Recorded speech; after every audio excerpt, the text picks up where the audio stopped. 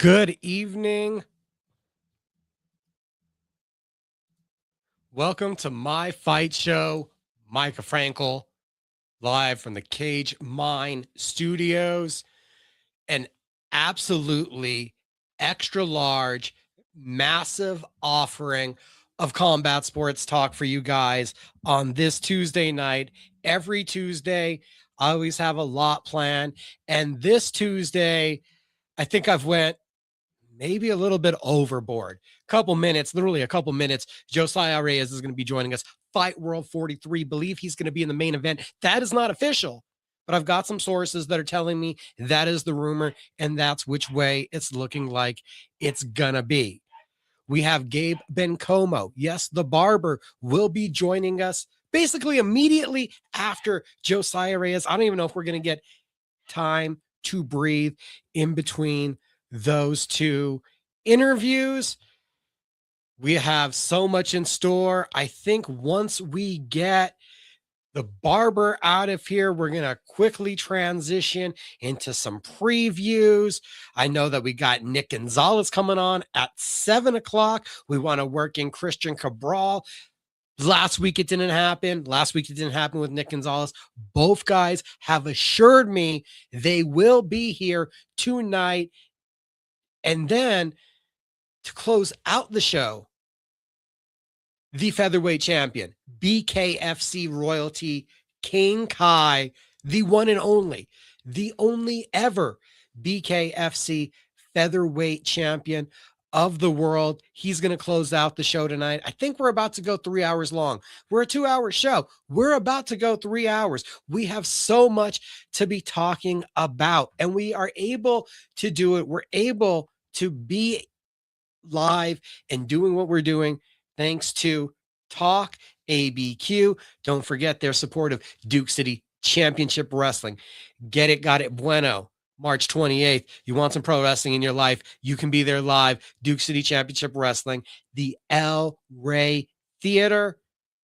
Looking forward to that one. A huge card. You know we're going to have somebody along next week to be previewing that one. We appreciate you guys for watching because we are live on Facebook, YouTube, and Instagram. That is incredible what you are doing for us. Every view counts. Like, share, and subscribe goes that little bit further and helps just that little bit more us expand our reach, get out there.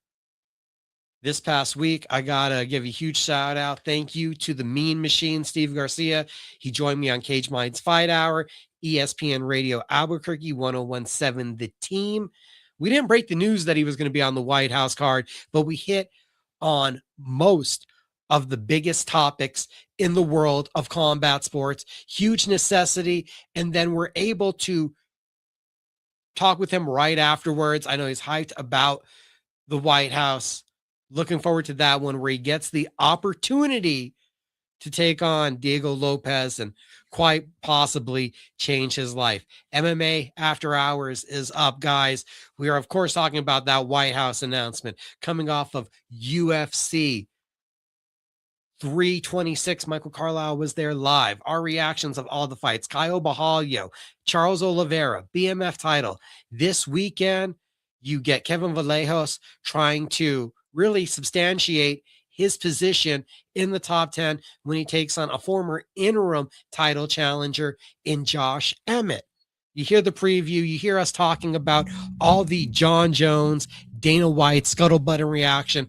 MMA After Hours is up. Tomorrow, we're going to be doing Pro Wrestling After Hours. Of course, we're going to be talking about AEW Revolution this Sunday on pay-per-view. A lot going on in the world of WWE as they are on the road to WrestleMania. Both of those shows available cageminds.com. In fact, all three, even with Cage Minds Fight Hour. The beard, it's in place, it's looking shiny, and that is because of the Barbers Are Us Beard Balm. Shout out to Barber Gabe. We're going to have him on here, and you guys can go visit him at Barber Gabe's page, just, right up the road. You get on over to 100 Course Boulevard Northwest, and you're able to get the beard get the hair, get it all taken care of. And Barber Gabe will be here in just a couple minutes to talk about his upcoming fight at APFC 22. Robbie Ray Images, credit Robbie Ray on the video, on what you see on YouTube for the Cage Minds Fight Hour. He has this magic power, incredible video, incredible audio, his photos. He can freeze time and make your memories last a lifetime. Robbie Ray Images, the website being built. Hit him up over on Facebook, Instagram to be back online soon. This Saturday, who knows what we're going to have on store. Cage Minds Fight Hour. No promises because we got so much to talk about this week. I don't know if we're going to have time for all of it. Last weekend, outside of the UFC, PowerSlap 18 was an intention grabber for me. I know there was Jai Opataya and there was the first ever Zuffa cruiserweight title being decided. The minus 1,800 favorite handled business. That's just what he does. But PowerSlap, it's going to be around. The UFC is committed to it. Shout out to Johnny Manga. Shout out to Chelsea Dodson. Shout out to the champion who I've talked to before, Mr. Trujillo. So PowerSlap is around. La Fountain Blue this past weekend. Wolverine and the Crazy Hawaiian. I had a lot of questions about the Crazy Hawaiian going down 2 weight classes from super heavyweight down to light heavyweight. He lost all 5 slaps. It was competitive. So close that one judge had it a draw. Majority decision. Wolverine, the legend, the 2-division champion, keeps on rolling. Logan Greenhall probably put himself in a position for a world title fight, just absolutely decimating Alan Kingley. Sat him down, and then Alan was having to hold on to the podium by the 10 count. Brandon Rhodes took 3 slaps, lost a point even for moving on one of them, so I had to take that extra slap, and then absolutely levels Azel Rodriguez. Both times he hit Rodriguez, you could see the effect. The second time, a devastating knockout. Several of those on the card, including Peter the Alligator Algie, absolutely leveling Luke Simon's second round knockout. Sat him down, had him stumbling around searching for his legs, and Dakota McGregor also with a vicious slap taking out Vince Tracy. Second round, just absolutely beat him up on there. He was up by the 8 count, but stumbling around to a justifiable finish. Also this weekend for the MMA side, UFC wasn't the only show in town. Octagon in Germany, 14,000 people. Igor Servino, now 2-0. If you remember Servino, that name may ring a bell because he is the biter. Yeah, there was a fighter a couple of years ago, remember, going for a takedown, bit his opponent. The fight was literally a disqualification. It's one of the most abysmal acts we've ever seen. No reason, rhyme, or anything behind it. That man has moved up to 135, 2 wins, an Octagon bantamweight champion. Easy money for Jai Opataya. A huge weekend of combat sports behind us. This weekend loading up to be very nice. And next weekend, from BKFC 87 to locally, we have Fightworld 43, and we also have APFC 22. It's going to be crazy. Rumors are telling me that Josiah Reyes is about to be in a main event. I see he's ready. We're going to welcome in our first guest of the evening, Santa Fe's own from Silver City.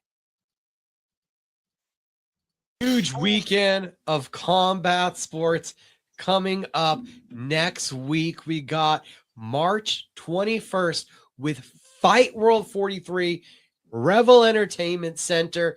We are now joined right here on my fight show by the Silver City Strangler. It's been a while. How you doing, Josiah Reyes? Hey, I'm doing good, man. It's good to be back. I'm excited, about less than 2 weeks out now, and we were just saying I haven't fought in New Mexico since 2020, January of 2020. I think it's that card poster behind you, maybe that Garcia Mariscal card. I think was the No, it one. literally is. It literally Yeah, is. yeah, yeah. I have it in here. I have. Oh yeah, I have it here too. Actually, up here. Crazy. That was a crazy weekend. What does it mean to you? What are the thoughts, the feelings, the emotions to return to fighting here at home? Like you said, first time in, what are we talking? But over 5 years. I mean, it's 6 years because it was 2020, January of Oh, wow. 2020. January. Yeah. So we're over 6 years. 6 years. I mean, it doesn't feel like that. It does feel like a forever ago. I can still remember I had like personal life drama going on bad at that time. I remember, and then Corona. I remember our whole team was so sick, so it was just a crazy time. But I mean, it's kind of a trip to think about. It's been that long, honestly. I mean, we had that El Paso card in 2023, and that was basically New Mexico in a way, closest to my hometown, Silver. But I mean, it's great. I'm looking forward to just being able to sleep in my own bed on fight night and skipping down to Albuquerque and making it happen. So now I'm pretty excited about it. Have some good hometown support. We've been fighting in Vail for like the last bunch of fights already, so not many people can make it out there for support. It's like a 6-hour drive and kind of pricey. Not to mention, it's about a year and a half. It's just a little bit under of a year and a half since we've gotten to see you fight. You were scheduled for January. That didn't work out. What does it mean to you to finally fight again after a year? I mean, man, it's been a long time. It's crazy how just time just it just goes so fast, and you're training, and then things come up, life comes up. And I mean, yeah, I just turned 38, so I'm 38 now, which is crazy. I feel good. Like I've been getting healthier and healthier and healthier and stronger, even though, you get older and your organs, or the thing that age, like one of your vital organs that age. I've tried to like watch different podcasts about like the Huberman Lab has a couple on like reversing aging in a way. He had an expert on he was like in his 50s or something, and he looked like early 30s, and it was so technical. It was so just sciencey, and he was explaining how you can literally reverse the age of your organs, which is pretty incredible. And I think that was with mostly just like natural protocols and stuff. But anyway, I mean, I feel good. I feel like better than I've ever felt. Just more experienced, also, of course, but just physically, I feel really, really good. So age is just a number. I mean, well, the recovery is probably the place that you feel it the most. The recovery time probably is a little slower, but I mean, man, the human body is crazy. You can do so much to kind of just supplement recovery, supplement strength and conditioning. You can work on your mind, of course. You don't need to be any age for that. So it means a lot. I mean, I was just reminding myself, I know we've talked about this a ton, but I was like thinking about it last night, and I'm like, you always have to ask yourself why pick this sort of sport to spend your time. People are building different things in life, and it's like, why build why try to like fight? And even watching UFC fights, I was watching them on Saturday, just like chilling, laying down, and like, man, people are like doing different things in life right now, and I'm like set on watching these fights no matter what. And it's just such a strange sport to see these guys just freaking scrapping, and you would like have to watch it. So I reminded myself, like, I love this. I always loved having action figures and having them freaking fight. And just since childhood, even though I never trained all my childhood, I always just was fascinated by it. And wait, so that childhood, were those Ninja Turtles? Were those Power Rangers? Which ones were your action figures? the Spider-Man action figures, I had like Mysterio, I had Prowler, Venom, of course. I had like a couple of the different Spider-Man, and then even Legos. I'd have my Legos just freaking like scrapping and fighting so much. Like all my whole childhood, I remember. And then of course playing like Street Fighter, and we didn't really have Mortal Kombat, but we had Street Fighter for like Sega and PlayStation 1.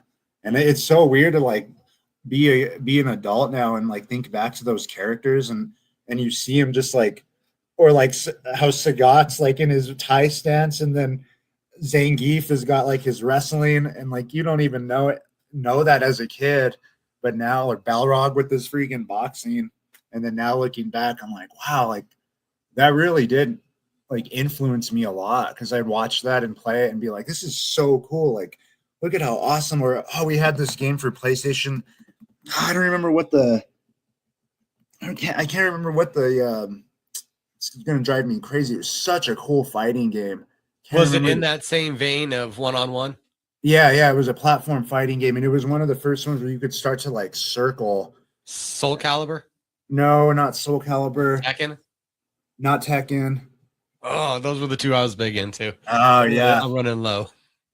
But yeah, man, I mean, it's so weird to be like in love with this sort of thing, and it makes us a better person, I guess. Like I've been talking with a lot of the younger guys, even a little below me in age anyway, which is everybody. And we're just like, when it comes down to it, makes you a better person. You know, you have to challenge yourself, and it's scary. Even my teammate Dom, I have this cool dude, Dominic, up here now, and me and him have been like trading pads, and he's just such a cool dude. And he's like a physical therapist, and he's like, why am I doing this? Like, it's so scary. He does Muay Thai fights, but he's fought MMA, and he's like, this is so crazy and so scary. Like, why do I do this to myself? And it's just like, oh, you level up, you make good memories, maybe make a little bit of money, possibly.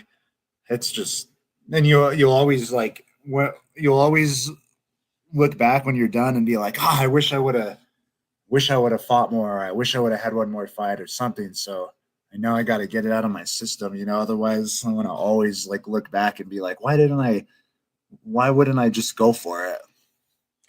So still in love, and it's almost like a siren's call when you get offered a fight. I mean, yeah, I guess so. I guess it's just a weird thing to just meet a stranger and just see who's gonna come out on top. And I mean, even still though, I still think about like Roman times, like gladiator times, and like that's terrifying to be like, you guys have got to fight to the death pretty much, and somebody's coming out dead or alive. Like that is so crazy. So this is still, it's scary and crazy, but it is still a sport compared to that. Is insane. Alan Corral is going to be Corral. Sorry, guys, I can't roll my R's right now. Corral is going to be the opponent. I'm going to get it by like the fifth time I say it. That was a good one. You got it. Thank you. At Fight World, he's 1-0, guillotine win, one fight a while ago. Do you have any reference, any idea of what the challenge in front of you is going to look like? Yeah, I mean, I know he'll have that Mexican tenacity, you know, that Mexican dog, that fire.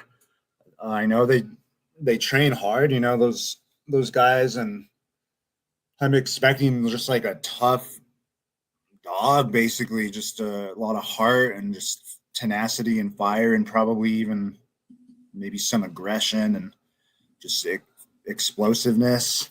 It's interesting to kind of not have a lot of information and just kind of, it's like it's almost like the ultimate self-defense situation where you meet somebody on the street all of a sudden and you're freaking fighting. Like it almost kind of feels like that, which I kind of like, because it's like a good test. Like, you know, you're not doing a lot of like film study, and you don't have like all this information or background on this person. You're just like meeting them and like, oh shit, here we go. So I kind of, it's like a new, nice element, different element to experience. He has a lot of opportunity though to study you. Most of your fights have been on UFC Fight Pass. Yeah, that is interesting. He's got more. He's got a lot of things to look at. So I mean, and I kind of had this situation even with Gruele. You remember Luis Gruele? I got caught with that knee in Vail, and it was kind of a similar thing, but it was still different because we knew he was like a wrestler in college.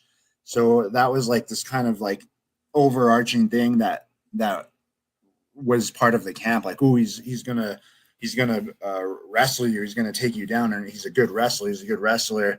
And then we planned for that the whole camp, and I got caught in the clinch of that knee, which is crazy because he's pretty short. And I talked to him backstage, and he's like, "We never even wanted to wrestle you and go to the ground with you. Actually, we just wanted to strike." So it was like, oh man, sometimes information can be like somewhat of a detriment even. You've had 6 professional fights. We're talking about 7 years. Does that hit you at any point yet? Yeah, I've been telling people about that. They're like, "How long are you fighting?" And I'm like, "Man, it's already since my amateur debut. It was already that was in 2017. So, but yeah, my pro debut was 2019 with Tafoya. So yeah, I mean, I've been getting all these, you know how Instagram and Facebook do the memories of like a year ago, 5 years ago, 7 years ago, Snapchat memories 7 years ago. And I get all these memories of like just all the guys, you know, I got Vanilla Gorilla memories from a million years ago when I first started. He was the one that was there, him and Angelo. And I like took his phone on accident because we had the same phone. But I got like Jerome, Angelo, Josh, like all these memories over the years. And I can't even believe how time is just flown. It's so weird how you just learn. There's like just so much to learn constantly. Muay Thai and wrestling, MMA, jiu-jitsu. They even got Nathan Carnage Corbett's been going to Kingdom lately, which is the craziest thing because I've been like a huge fan of his for a while for his elbows. So I got to meet him again at Kingdom a couple months ago. So it's just been such a crazy journey. I've always kind of thought, I mean, I'm not that old, but I feel like 10 years is a kind of like a cool amount of time to kind of like invest in anything, like a 10-year grouping of time. So I'm coming up on my 10-year time sometime soon. So I don't know. I feel like 10 years is a cool little chunk of time. 10 years in the game, over a year since the last time we fought. How much different of a martial arts do you feel like you've become in that year with this time, with this new grouping around you, with all these experiences you've had?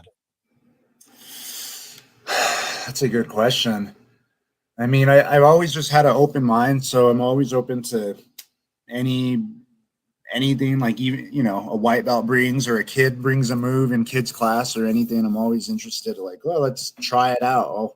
Even some of the kids that I teach for private lessons, they'll be like, what if you grab this and do this? And I'm like, let's try it and see. So I'm always like open to try things. And I just love learning, honestly. And I guess I probably picked up things without even really noticing.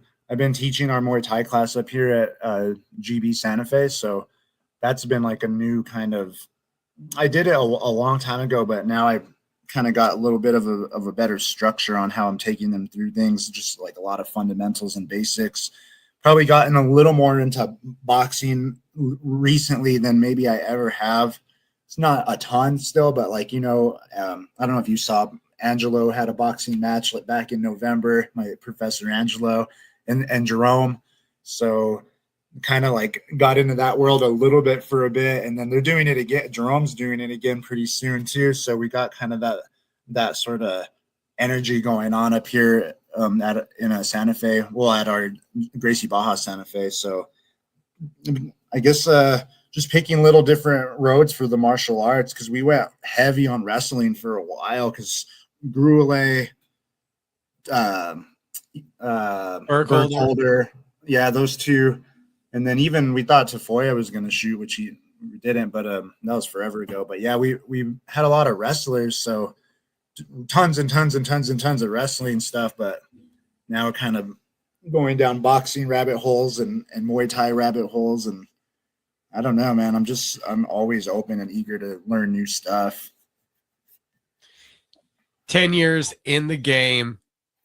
It sounds like it's still the same love, the same passion. Yeah, I would say so. I do love, I guess one way I've changed is I've been getting better at teaching the kids classes, because, man, the 4 to 7-year-old classes, it's just different, and it's hard because they need a lot of attention, and they want a lot of attention too, even like just, I don't, who knows what their home lives are like, and a lot of them, I think, just want to like be like seen and have like good attention from somebody sometimes. And I've been really, really, really, really working on making that class more fun for those kids and just better for them, like trying to get them in good shape and trying to get them confident.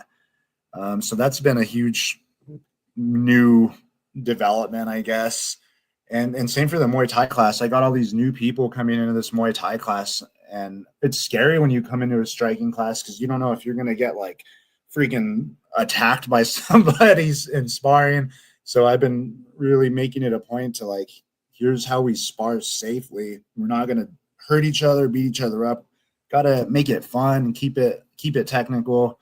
So I guess those have been kind of new. And I think that's probably the way of things naturally. You kind of go from competitor, competing, and slowly take on more teaching and instructing, coaching roles. But I do, I just love how it like helps people. Like people love it as much as I do, especially the kids. It gives them a little bit of confidence and toughens them up a little bit, straightens them a little bit, because a lot of them can't like do a push-up, like can't do a push-up, can't do a squat, just like really fundamental things. So I'm happy to really like help people get healthier in that way. Getting people healthier in that way, about to possibly hurt someone's health come the 21st of March. Fightworld 43. What are your expectations for yourself? I want to show up and just give a full effort. There's this really cool book. I don't know what fighter I saw on Rogan's recently. I can't remember, but watch, hold on. This book right here. Guessing he's running for a book, people. I forgot what guest he had, but he was talking about this book. It was a Weimaraner shirt my mom gave me too. It's great. Nice. But those dogs are nuts. But this book, oh yeah, it's reversed probably, but it's Read This Book Tonight to Help You Win Tomorrow by Rob Gilbert. And this fighter was going on and on and on about it. So I'm like, okay, I'm going to get it. And it's been really, really cool. It's very, very simple, but that's been one of the biggest things. It's like, there's no must win games. There's no have to win games. It's like, you have to change that from you want to win, not that you have to win. It's too much pressure if you say, I have to win. So it's like, I want to win. And then it's like, all you can do is focus on giving a full effort. So I'm like, okay, this is really simple concepts, but it's been helping me a lot to just focus and like, yeah, I'm gonna go in there and give a full effort and just try to make some good martial arts and not overthink things, It is always insightful. It's always entertaining talking to Josiah Reyes. Thanks, man. It's good to hear from you. Good to see you. It's been a long time, I know. We appreciate you, though. You've always, my coach Josh always tells me, he's like, man, Mike has been there for everything. He's always like, tell him what's up. He's been super cool. So, yeah, man, thank you for everything you do for us. Always love Josh. Always scared of Josh. He's intense. He's intense, man. He's a good guy. We got such a cool team up here. Josh, Angelo, Jerome, even Corey. I'm sure you've interviewed Corey. We got Chris, this young, cool amateur guy, Chris. He's super, super cool. We just, that guy Dominic's up here. We just got like, it's just like the coolest little family, little like Spartan squad. And you already instigated it and said it with Angelo, with Jerome having taken the boxing endeavors. That pulled you right into the boxing also? It did. It did. Angelo even had me holding pads for him a little bit, which was fun and a little intimidating because I'm like, oh, I don't know if I know like the best proper way to like hold boxing pads for people. I mean, I know I do, but it's like getting them ready for a fight. I was like overthinking it a little bit, like, oh, I better hold the best right combos. So we were just repeating the same combos over and over for those few weeks. And he even had me running him through strength and conditioning, which again was cool. But I was like, man, I better really make this, like, make it count. He's fighting for real. Like, this is crazy. So it was so cool how he gave me that opportunity. Like, he trusted me enough to do that for him. It really, really meant a lot, actually. And I think it meant a lot to him too, like having me do it for him. And it just how it came full circle. Like, he's the one who started me, and then all of a sudden he's having me hold pads for his boxing match. And I was the one that warmed him up backstage even. So it was like nerve-wracking seeing the other, pro boxing trainers, and they got their paddles and they're just like holding all these crazy freaking combos on the paddles, man. They barely touch too. It's so cool the way boxers hold for pads a lot of the times backstage. But yeah, it's so cool. It came full circle. And then Jerome, of course, doing his boxing thing. It's been cool to see him change it up. And he's like, man, it's so much less harsh on the body doing a boxing camp than an MMA camp. You just get wrecked on your grappling. I think the heavy grappling mixed in is what kind of wrecks the body. But he's like, oh, the boxing camp he's like, I feel pretty good. I'm like, not wrecked all the time. It's way less intense. So it's a cool thing that our guys are getting into that world a little bit more. Yeah, no, the wrestling, the grappling, the jiu-jitsu, that's where all the little injuries come from. You think more would happen in sparring, but it's really the grappling. You know what makes Josiah Reyes special? It's that caring. It's that caring about everything that you get involved with, that you take this deep care and concern into it. I guess you're right. I didn't realize that, but I'm pretty passionate about everything and about these people. Even I've been wanting to be like that more, like how Jerome is. Jerome, I mean, if you've ever been with him in the gym and just like seen him interact with people, he's up to help anybody. Like, if anybody comes up to him with a question, he'll just like drop whatever he's doing and just give him all the information and all the help he can. He'll give you the shirt off his back pretty much. Like, he's the one who's helped me when I first started. Really, I kind of just been shadowing him. I remember him kind of taking me under his wing and being like, hey, I'm going to hit a little workout if you want to jump in. Hey, I'm going to go on this run if you want to jump in. He's always like mobilizing the troops, pushing everybody to compete. And then same thing with Angela. Like, we don't have any really selfish people where everybody's like just truly wants to help. And I think everybody's been through so much hard times in our team that they're just like, they appreciate life and they just want to help. So trying to do the same thing for people, serving people and just paying it forward, basically, like everybody's done for myself. Even the Silver City crew, we got a freaking pop in.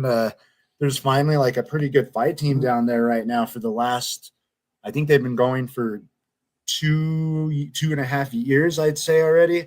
They got a good little fight team going. They built a rec center down there, really nice rec center in Little Silver City. So they're managed to set up their mats. They got like a bunch of wrestling mats.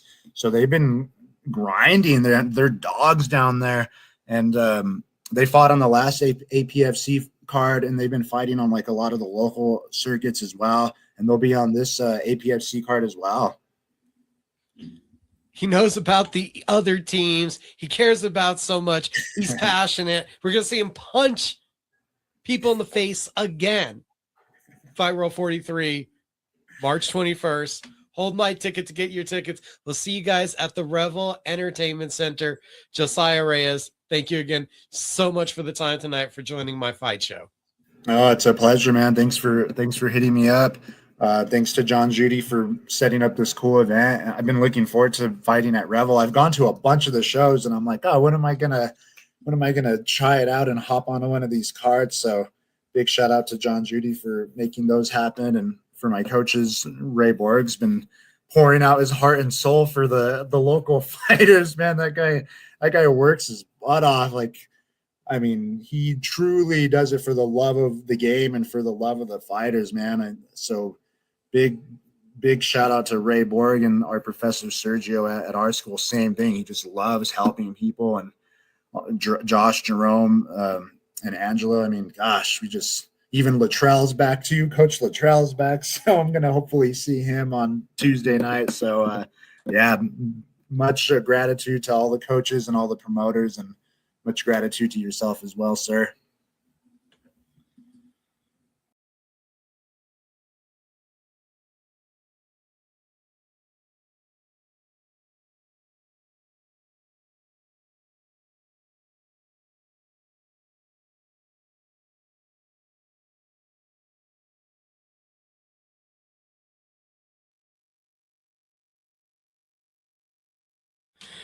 Dude, Josiah Reyes, good as always. Stack Show, first guest out of the way.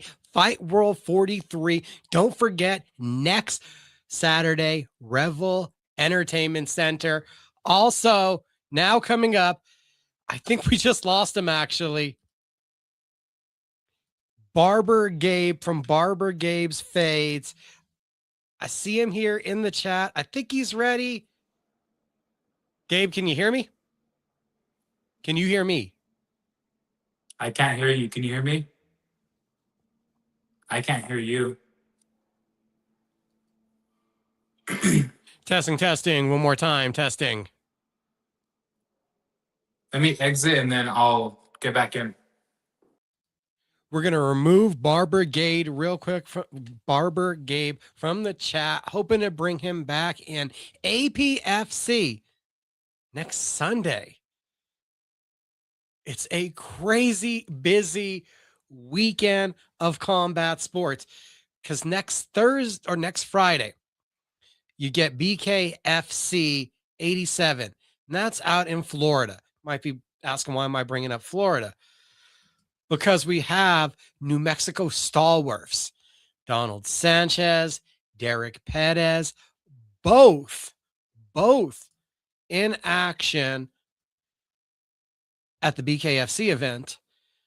Next night, Saturday night, we have Fight World here in town. Josiah Reyes, just got to talk to him. Ozzy Chavez, who was on a couple weeks ago. And then you jump over to Sunday, it's the 22nd. So you get the 22nd APFC event, where we also get Barber Gabe from Barber Gabe's Fades, the man that made the wonderful beard balm that you get from Barbers R Us. Oh yeah, and Zia Prince, the jack of so many trades, gonna be back in action. He hears me now, obviously. Isleta, the 22nd, APFC 22. How you doing? I'm doing good. How are you doing? I'm doing great. You know what I realized as I was getting ready to do this with you? We've done little things here and there, but I don't think we've done a full Gabe interview yet. I don't think so. Dude, this is the first time. So Freddie's going to be yelling at me somewhere in the background within minutes, people, because I'm going to eat up more of Gabe's time than we meant to. This is a supersized, extra long edition of my fight show. I'm going to go nuts tonight with like 3 hours. You're a lifelong wrestler, my friend, but what led you to that wrestling room? So I got into a fight with someone in the streets that knew how to wrestle, and I knew how to kickbox, and he took me down. I didn't really know what to do, so kind of stopped kickboxing and went to the wrestling room. And freshman year, I went out and I tried it, and I was like, I don't like it. And sophomore year came back in and kind of just fell in love with it. I really just kind of pushed through the beginning of wrestling and learning, and I just fell in love with it. that was your own decision, or was there an influence that led you in the direction of wrestling? Like, besides that instance that happened, was there anybody that you knew was already involved? My dad was actually a wrestler growing up, and I remember when I was a kid, he had a really cool West Mesa wrestling trophy that I always had next to my bed. And I always kept it next to me. And I just thought that was the coolest thing ever. I was like, my dad was a wrestler and I want to go to West Mesa like my mom and my dad. And I ended up just kind of seeing that, put it in my head. And then as a kid, I loved WWE before I found out that it was predetermined fights and entertainment, you know. And then I watched my mom and dad on TV when they went to go see UFC 100, and I fell in love with it. And I was like, oh well, Brock Lesnar used to wrestle in college as well as WWE, but now he's doing MMA, and I just started. It kind of just started rolling on from there. MMA becomes this love. You said there was some kickboxing in your background. Who influenced you in that direction? Was that your decision, or was that also something your dad, like, tell us about the kickboxing experience that you had as a youth? That was my decision. I was a very troubled kid, I would say. I was always in trouble, always disruptive in the classroom, and always loved fighting. So when my wrestling coach opened up a gym called Lovato Total Fitness behind West Mesa, I ended up going and trying it out. And when I went, I ended up meeting two fellow MMA fighters that are, one of them is now currently a pro fighter, Marquise Smith. And we kind of started training together when I was like about 11 or 12, and he was starting off his MMA journey.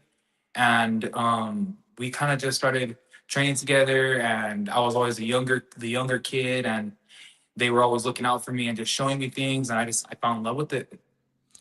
That's interesting. That's interesting. The couple degrees of separation. So I don't know if you remember this, but they used to have the smokers in the Yes. Lovato gym. Yep. First time I ever got told, hey, go cover a smoker, end up at the Lovato gym. So yeah, I was there even to see Jordan Espinosa, I think, still fight as an amateur back in that day. I see the head shaking. You know what I'm talking about. There was Russell Wilson. There was Marquise, Josh Lanier, Matt Goudelet there. There were so Yep. many of the West Mesa wrestlers that I could name, those old AAA MMA days fighting here locally. So you were soaking up the knowledge in those days from those guys? Oh yeah. Russell was one of the Muay Thai coaches at the time, I believe, and I remember he was coaching me.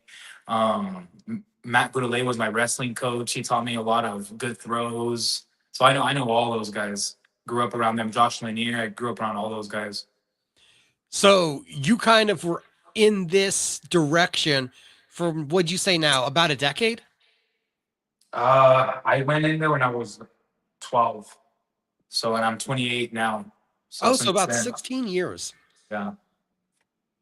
So you've always just had this love for the combat sports, and the passion has just kind of kept bubbling and culminating in this direction that's led you to still pursue it.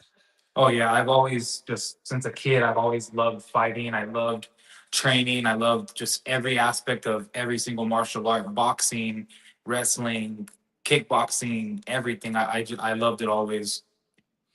You mentioned Brock Lesnar. We'll let you pass on that one, but who were some, because you're a WWE fan, obviously, but who were some of your guys, UFC, MMA wise, that you were looking up to that you admired? I'm still gonna say Brock Lesnar, bro. Truly, I didn't watch Brock Lesnar in WWE because I was a little too young.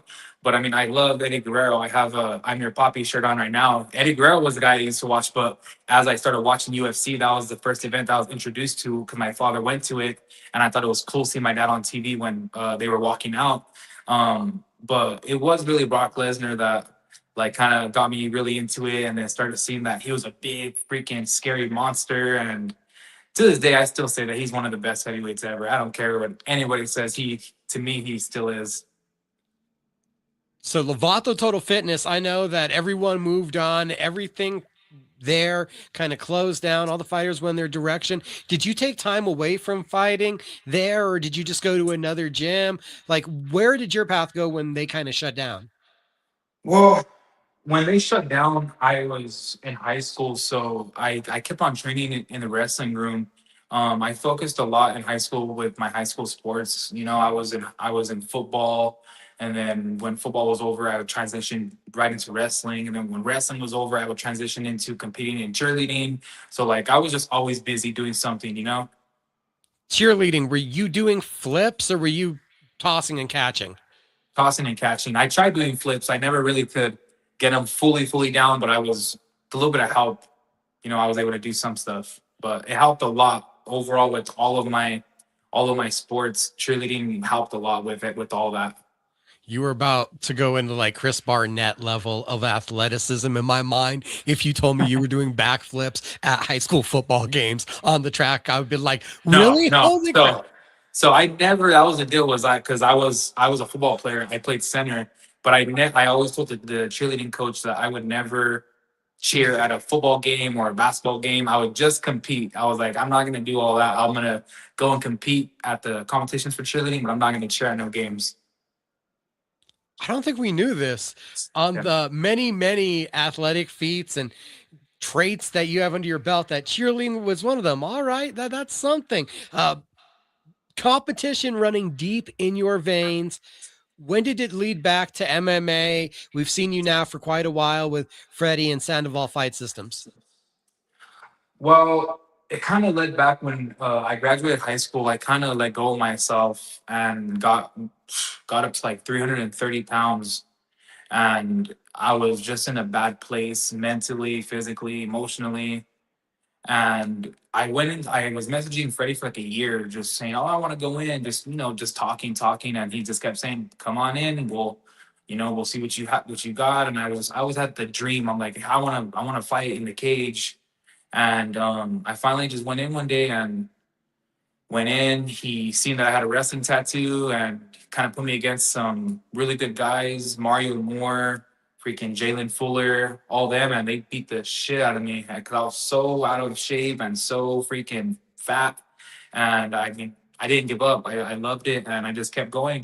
And like a week later, he told me that there was a fight that against the number one heavyweight in New Mexico that everyone was terrified of, and I was like, "Well, I don't care. I'll fight him," And he's like, "All right, well, let's see you spar first." So we sparred, and he's like, "All right, cool. Let's take this fight." So took it on like a 3 week notice and did the best I could at that moment, and it was the best experience ever.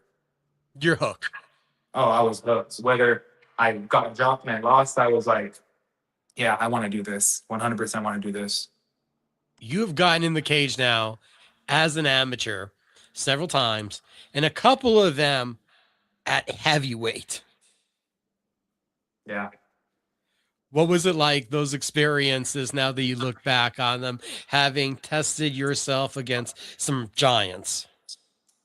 Um, they were cool. I mean, I showed my resilience and showed that I'm not scared to take on the biggest dudes that there possibly could be offered to me. I never turned down a fight. I always said yes to everybody, and that was kind of like a thing that Freddie and John Judy even mentioned. It was like I'm a little too tough for my own good sometimes. Um, but it was awesome. But I knew that I wasn't big enough to be a heavyweight. I don't think I'm big enough to be a middleweight, but we're getting dialed in. I feel pretty comfortable at this weight. I'm strong as hell. So Go visit this man, 100 Coors Boulevard, Northwest, Suite 107. It's Barber Gabe's Fades. You can book online at barbergabesfades.net. Easier. You can still be a walk-in, that's fine, but you might wait a little bit because the place is busy. Obviously, this interview is brought to you by Barber Gabe and his fade station there.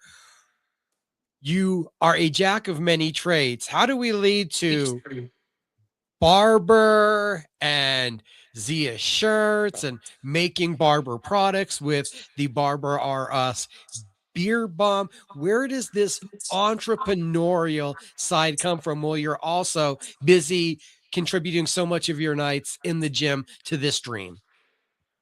um I don't know, man.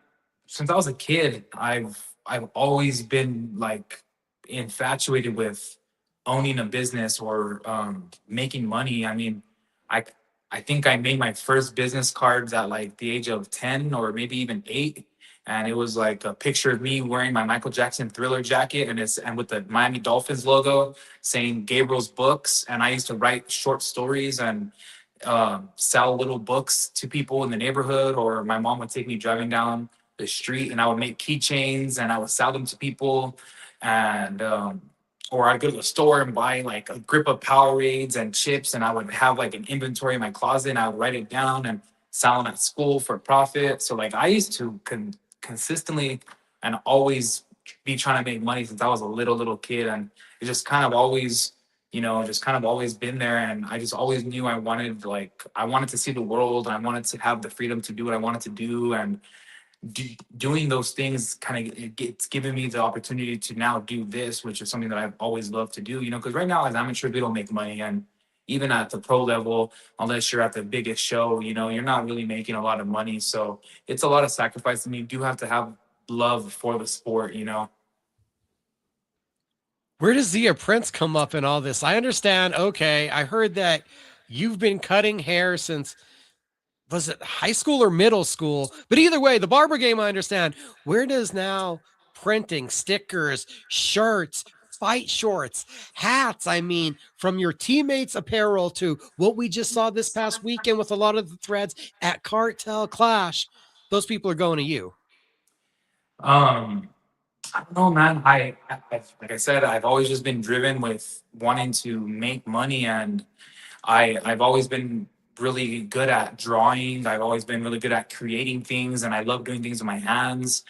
And I started off making stickers, then I started doing little prints, and then I got a small embroidery machine. I learned how to do digitizing, and now it's turned into like a full-on business where, I make banners, stickers, hats, shorts, everything, like all of my fight shorts that I've worn, I've completely designed and made them myself, and I don't know. I've always been really into making things and seeing a product come from in my head to an idea to on paper or on my iPad when I draw it to the physical product being made.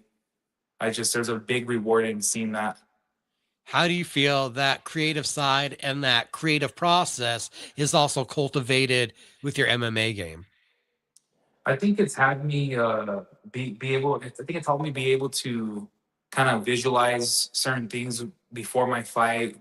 Um, Kind of see things while I'm in the cage. Kind of visualizing it and seeing these things, making them happen. Coming from in my head, seeing it in my head, and then knowing that I have to do X, Y, and Z to get to that. Getting to that spot, you got to a great spot in your last fight. Everybody's talked about it. You hit a highlight reel overhand that butted a man and had him scooting across the cage. Seeing a performance like that with the hours you put in, how did that feel? How did that set up that performance? What did that mean?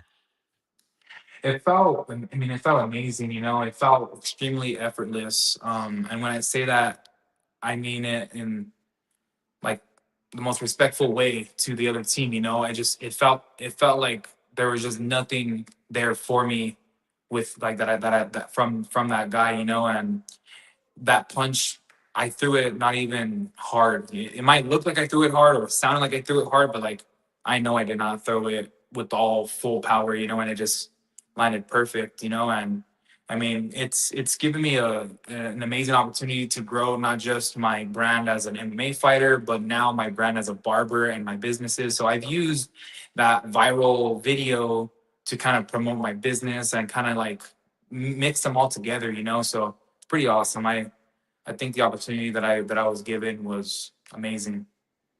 And what do you think about how result like that is such a positive affirmation of everything that you're doing? Well, normally, I'm not bothering you right now. I mean, it just shows, before when I was fighting heavyweight, I was not disciplined. Um, I was like, oh, cool. I got a big weight that I could be at. I could be 240, and I got up to 265 that I could be able to be at. So I was not disciplined in the gym.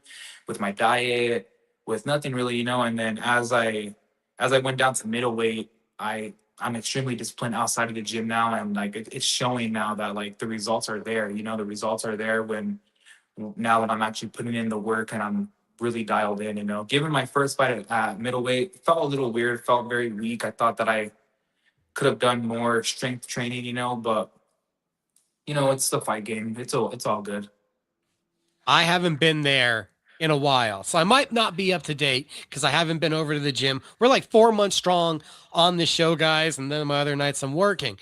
But last time I'm there at SFS, last time we're around the team, you have stepped up in this role as a team captain, as a team leader, as like a motivational force, almost going to each guy, asking them how they're doing, keeping their heads up, doing that check. Is it the wrestling mentality? Is this just Gabe? Where does jumping into that kind of role that I observed come from? I think I'm just naturally a leader, truly. Given everybody in our gym is leaders, and we're all leaders in our own way. But I kind of I felt like I was meant to be on this team, and when I got here, I was the new guy at first, and now I'm one of the OGs now that's still on the team, and Freddie's kind of given me the opportunity to be the leader and to be the captain, and everyone else 100% respects it, and we all respect each other, and there's just no egos, and it just it just goes to show that when you're here and you're putting in the work, guys will follow per se, but still leading by example. Roberto Valenzuela, March 22nd, APFC 22. It's the man that stands in between you and victory. We saw him also at APFC, lost due to a cut.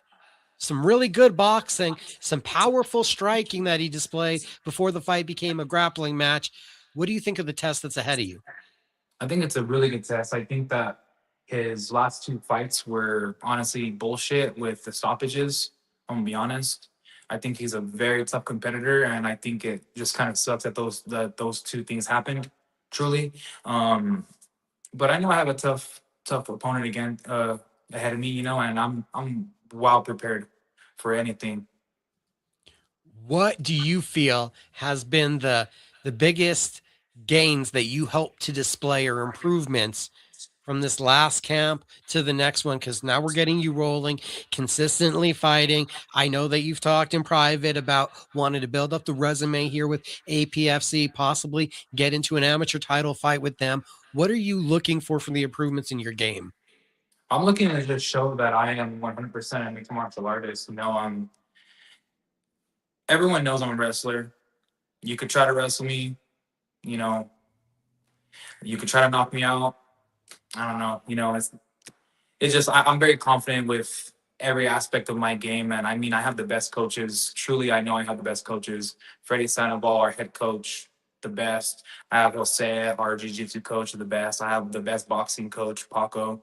And then I have my badass team right behind me, and we're so close with each other. You know what I'm saying? Like we're here we'll be cutting weight together. We go out together outside of the gym. We're not just guys that come to the gym, see each other at the gym, and then go home. Like we actually all have good friendships with each other. Our girlfriends are friends with each other. Like we're a family, and I know with them behind me and with everything, like I'm good. I'm very well prepared. 16 weeks, guys. We've been promoting it. Barbers R Us Beard Balm. Barber Gabe's Fades. BarberGabesFades.net is how you book with him or one of the incredible barbers and stylists that work at 100 Coors Boulevard Northwest. Of course, walk-ins are welcome. How can people get tickets for APFC 22? You can get tickets directly from me if you're local. I have them every day with me. You can meet me at my barbershop. I still have a little bit of tickets left over, and once they're sold out, they're gone. Or you can try to buy them online. If you do decide to buy them online, make sure you use my name at the checkout, Gabriel Bencomo or Gabe Bencomo. Barber Gabe, it was great getting to talk to you. You have a good night, sir. Thank you. You too. Be safe. Finally got to get him on, get a little bit of the backstory behind one of the amateurs who has a lot of potential, is putting in a lot of hard work, dedication, leading in to APFC 22. We just had Barber Gabe on, and we're going to keep rolling through the interviews pretty hard here tonight. I mean, I've really overdone it. We're 1 hour in. Appreciate Josiah Reyes. We love Barber Gabe, obviously. Nick Gonzalez should be along any moment. Kai Stewart's going to close up the show, and the champ is going to have a lot to talk about. Cristian Cabral will be here tonight, and Charlie Vasquez, matchmaker and coach, Empire Promotions. We are going to have a large preview of their card. We are going to take a 60-second break, check on where Nick Gonzalez is. We'll be right back. It's My Fight Show. Thank you for watching.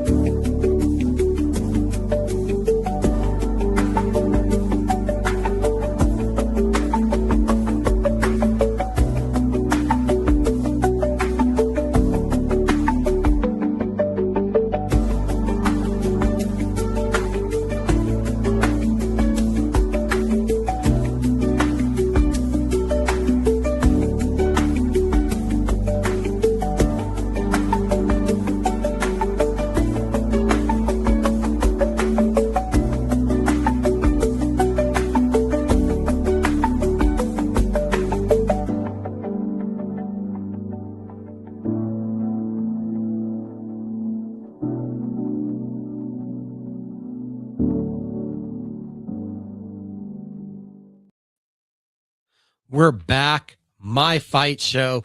Mika Frankl. Appreciate everyone watching. It's greatly appreciated. A little goes a long way. Like, share, and subscribe helps that much more. The guests keep rolling. Third guest of the night, Captain Controversy, but he's an angel. He is Saint Nick himself, Nick Gonzalez, for bringing him in right now. What you mean, cat? Wait, let's go. What is it? What is it? Controversy? What do I mean? I just wanted to make you laugh when I brought you in. I knew that would do it. Captain Controversy. I did it. Yo, I'm ultra good, my friend. You know, always good, always striving, always getting better. You already know. You know what I mean. Got things coming up with my fighters, Donald Sanchez, John Dotson. You know how we go. Mark Hussey. You already know. You know what I mean? That's where we're going to start. All right. That's a great place to start. I like starting in that place rather than where I thought we were going to go first. Next week, going out to Florida, Friday Night Delight. I am looking forward to it. Guys, we might do a Cage Minds live. I want to do them for the big BKFC cards, and New Mexico legend Donald Sanchez has, and I don't mean this in a joking way and I might laugh, but once again said he's retiring. This is the third different combat sport we're going to farewell him. I said goodbye to him in MMA. We did a whole boxing thing. I thought I actually did a retirement interview with him on ESPN radio after that, but now we're going to go do it in Bare Knuckle. He's absolute legend, has blazed the trail for the state, and I think he goes out on top with a much needed revenge victory over a big old South African. hey, you're not wrong. I totally agree with you. Right now the talks are it's retirement. It's the last fight. What can we do, right? You know what I mean? It really doesn't matter. Every fight matters. Every fight is the one. We did not perform well our last outgoing. A lot of people had a lot of things to say. Let's just go ahead and go out there. Let's go to work. Let's shut a lot of people's mouths. We've been in this game a long time. It takes a lot in this game to be and to go and to have been where Donald has been. He deserves his respect. He's earned it. And he has one more showcase to go prove what he's been able to accomplish all of these years. So again, I'm ultra privileged to get to work with him, to continue to build him. He's still a student of the game. We've all had our issues. Everybody's guilty of it. That is a part of growth. That is a part of becoming who you're supposed to become. This sport we live is very difficult. It's not easy. We give a lot of credit to everybody that's in this game. Win, lose, or draw, on the highest of highs, on the lowest of lows. Sometimes you do great. Sometimes you don't. It is what it is. A lot of bright things going on in everybody's future today. Well, a lot of people had a lot of things to say, and I'll say it. It was apparent that Donald got injured early in the damn fight and then had to survive with one arm against a certifiable killer. I don't think there is much in the performance that he could have done to change it, not having both weapons at his ability. It was pretty evident something went wrong and he was not able to utilize one of his arms. Yeah, well, I mean, that's, it was what it was. No excuses can be made when you fight the world's best, right? You got to come in, you got to perform, you got to be at your very best. You walk in with a flat tire against the very best, and he's going to be able to call it, and he did. We walked in, we knew our arm wasn't good going in from the very beginning. No excuses to be made. We accepted the fight, we signed the contract, we did the work, regardless if we were walking in not our best. No excuses. You can never have an excuse in this game. You either go, you perform, you do, or you learn. Period. We learned, and it is what it is. And if you're going to learn, you might as well learn against the world's best. Well, learning, you brought that up, and learning is what Donald did the first time he fought Jeremy Smith. But as Donald has said many a times, he had jumped off the couch, thought this was going to be a bit easier, wasn't invested, wasn't passionate yet about the sport, was a little bit me around the midsection. And now he's an athlete once again. He has cut, he has ripped. This is a different specimen at 5 this time around. We saw what he did against Harrison Aiken, an absolute monster at 185. That agility, I like that. I think also now having the experience of so many fights, this isn't just a level playing field. I got a big advantage for Donald heading into this rematch. Well, I appreciate your point of view, and you're not wrong. And Micah, you've rarely been you have rarely been wrong. You're very good at what you do, and that's why we appreciate and love you. You're right. I mean, Donald is clearly going to win this fight. He's the much more advanced fighter. He's come a long way. He's done much more than getting off the couch. I mean, the funnest part about watching that first fight was just looking at Donald's fat face the whole fight.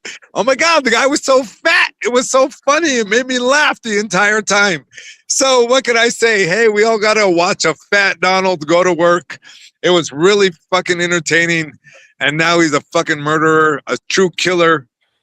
He's had his ups of ups. He's had his lowest of lows.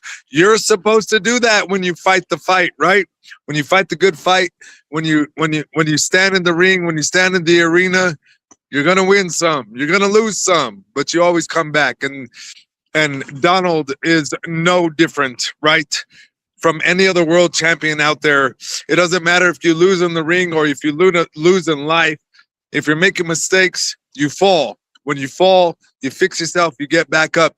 And we could describe that about every champion ever been in every sport of that in our era that we're even witness to.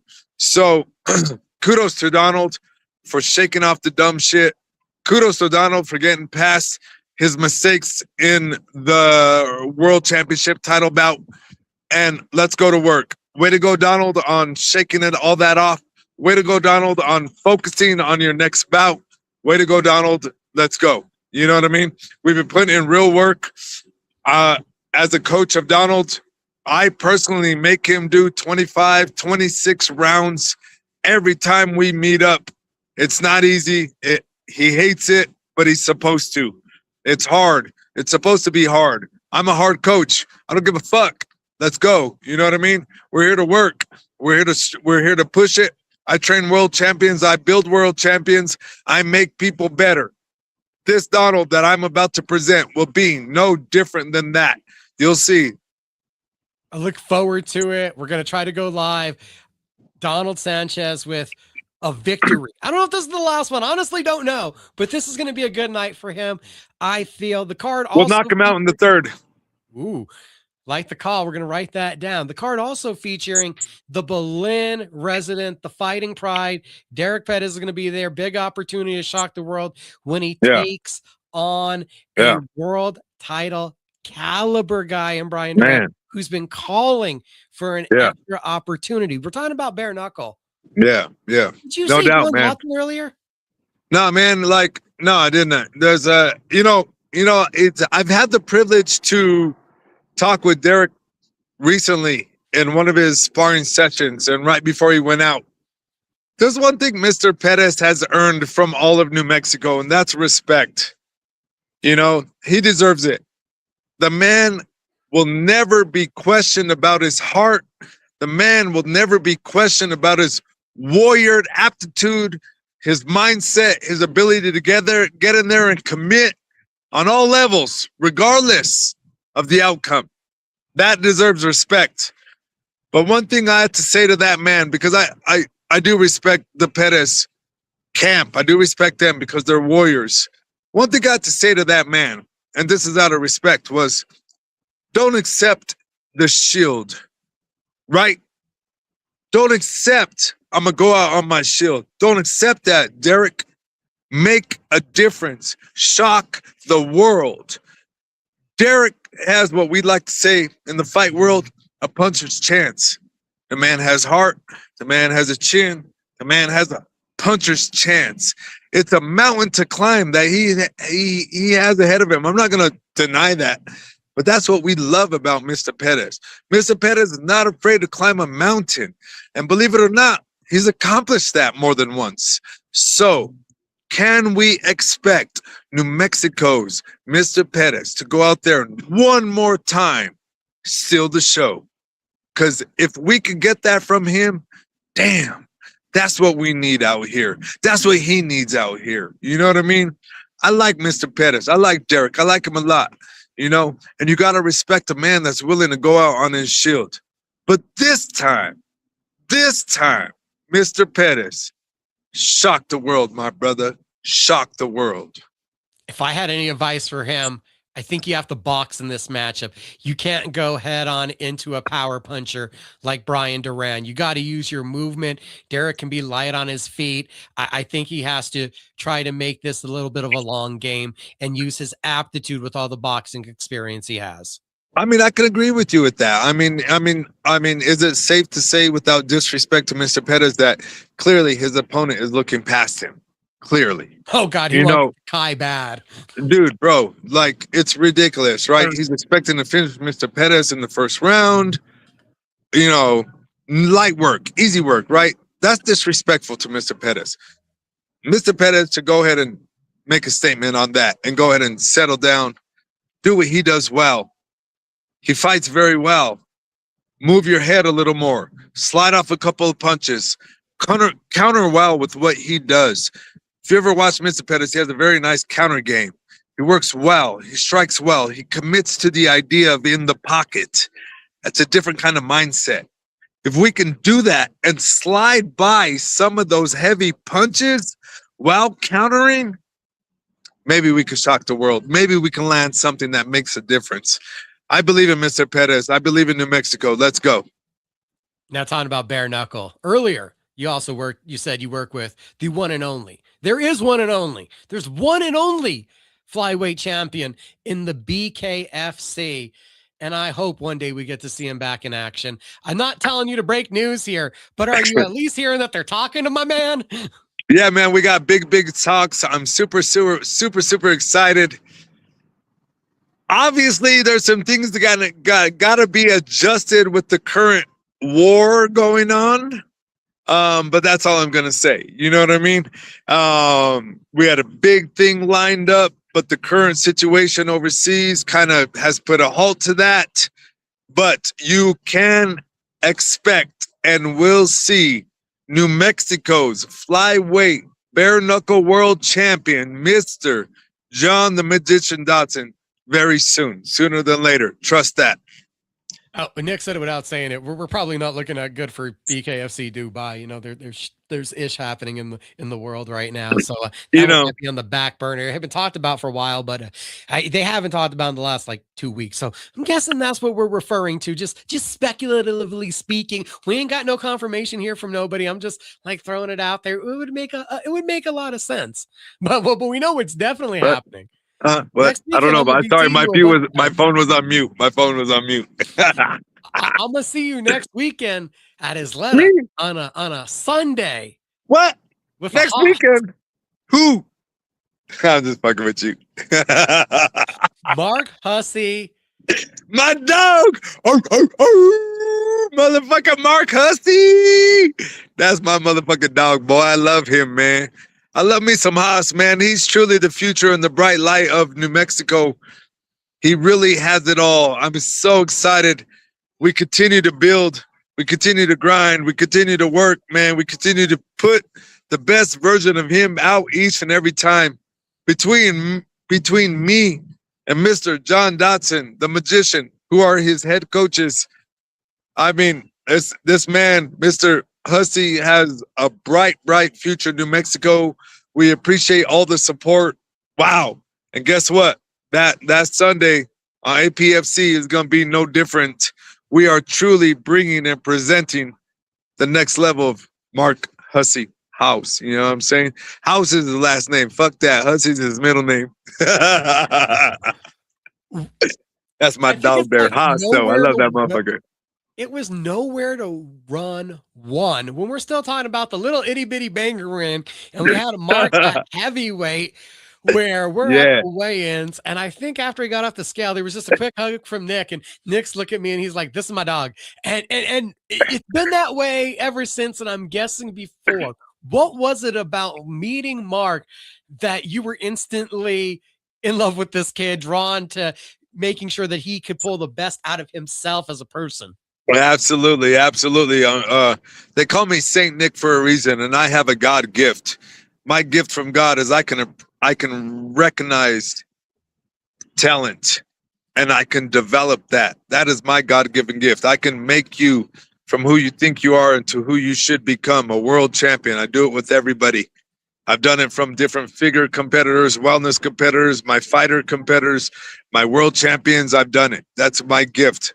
They call me Saint Nick for a reason. It's because my gift from God is I can recognize your ability. I can see it, and I can take you there. There is a reason why people work with me.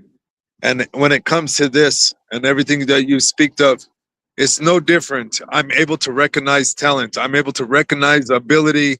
I can recognize heart. I can recognize those who have it and who doesn't. And it's okay if you don't. It matters that you try and test yourself. But somebody like Haas, when I recognized him, when I saw him, I literally, he took a cardio kickboxing class of mine, which is so funny. I walked up to them and I said, "Who are you and why are you here?"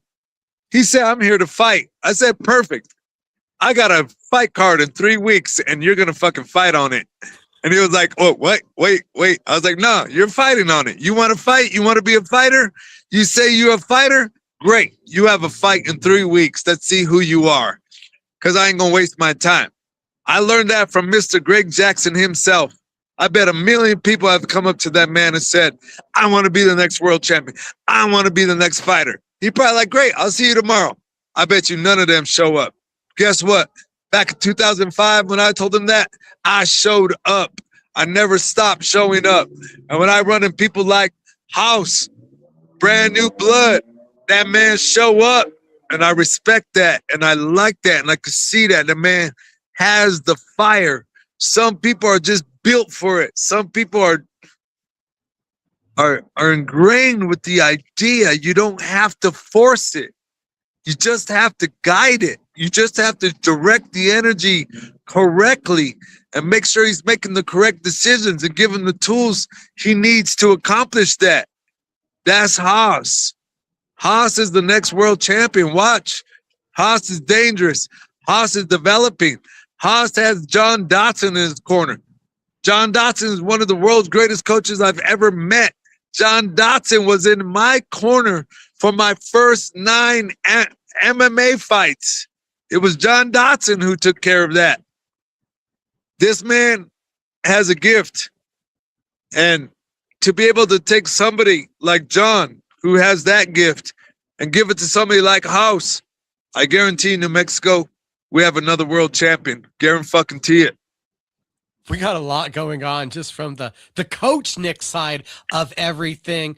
Not to mention, was there some recent fitness or bodybuilding competitions? Did I see some more first place photos? Man, we're just out there crushing it with that. You know, we're constantly developing all aspects of our game. We understand that we've been blessed with life and that regardless of your choice of challenge, your life requires challenge to obtain the person you were created to be. Without challenge, you'll never know who you're supposed to become. Your comfort zone, your desire to be comfortable and happy and live easy, it will be your fault, will be your downfall in life. Learn to get uncomfortable. Find what you desire and you love that will be worth it. And when you find that, go and don't stop. Period. What else you want, Micah? Huh? You want some more, motherfucker? March 28th, I believe. I think I need to know some deets. I need to know what's going on. And I think we need to hear an update about Nowhere to Run. So Nowhere to Run, we got March 28th. We got kickboxing and Muay Thai. We have it at Overtime Bar and Grill one more time. We have a lot of misunderstandings, though, that were happening around. And last time I talked to you, we were hoping to get some clarification. What can you tell us about the confusion, the card, and what is actually pen to paper right now? Awesome. And I thank you. I think this is this right here is the closest like to the heart right now. You know what I mean? Because Nowhere to Run is like my baby. Nowhere to Run is like it was like we brought Nowhere to Run out the kickboxing series when nothing was going on. You know what I mean? It was never about money. I've operated Nowhere to Run at a total loss damn near 100% of the time. It was never about the money. It was about the community. It was about giving back to Albuquerque. It was about giving back to the surrounding cities and, of New Mexico. The surrounding states started coming in. El Paso, Colorado, Arizona. They started getting involved.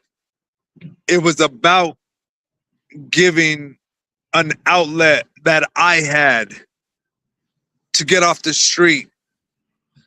And let's be real, New Mexico is not ranked #1 in pretty and pink. You know what I'm saying? New Mexico is hard. New Mexico has #1 or top 5 in a lot of ugly rankings that we don't need to be a part of anymore. And things that we can present to the youth, which is where it starts. Those under 18 athletes, the future of our state, the future of everything that we have. That's where it starts. That's where was my focus. And I would love to be like, oh, the resistance, oh, they don't want to, oh, da-da-da-da-da. But I'm gonna be balanced. I went to the meeting today. Only John Judy showed up. Only John Judy showed up to speak on behalf of our part. I needed everybody to show up. I was a little heartbroken on that. That lets me know one thing, that it don't matter what promotion comes through. As long as we can fight, let's fight. And I'm in support of that. Nowhere to Run, that was my baby. That was our give back. That was how we gave back to the next generation. We could come in, we could give them sanctioned bouts under 18. That's what I'm talking about. Under 18. We gave them the ability to express themselves. Keep them off the street. Keep them from distractions.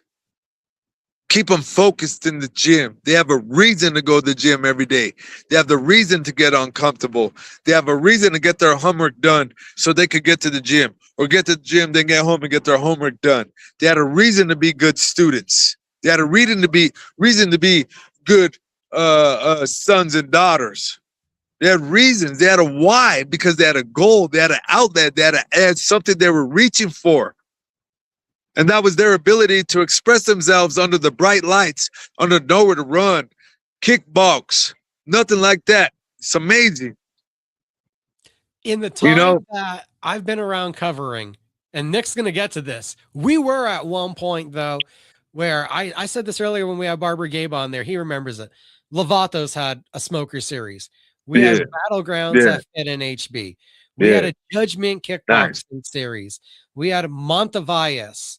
We had Rosales. We had kickboxing, Muay Thai, amateur combat sports thriving throughout the state, giving these kids an active outlet to display the hard work that they're putting in the gym, incentivizing them not to want to get in a fight at school, just to show who they are and how tough they are. And if you get the tone of Nick's conversation right now, it sounds like we are unfortunately not advocating hard enough.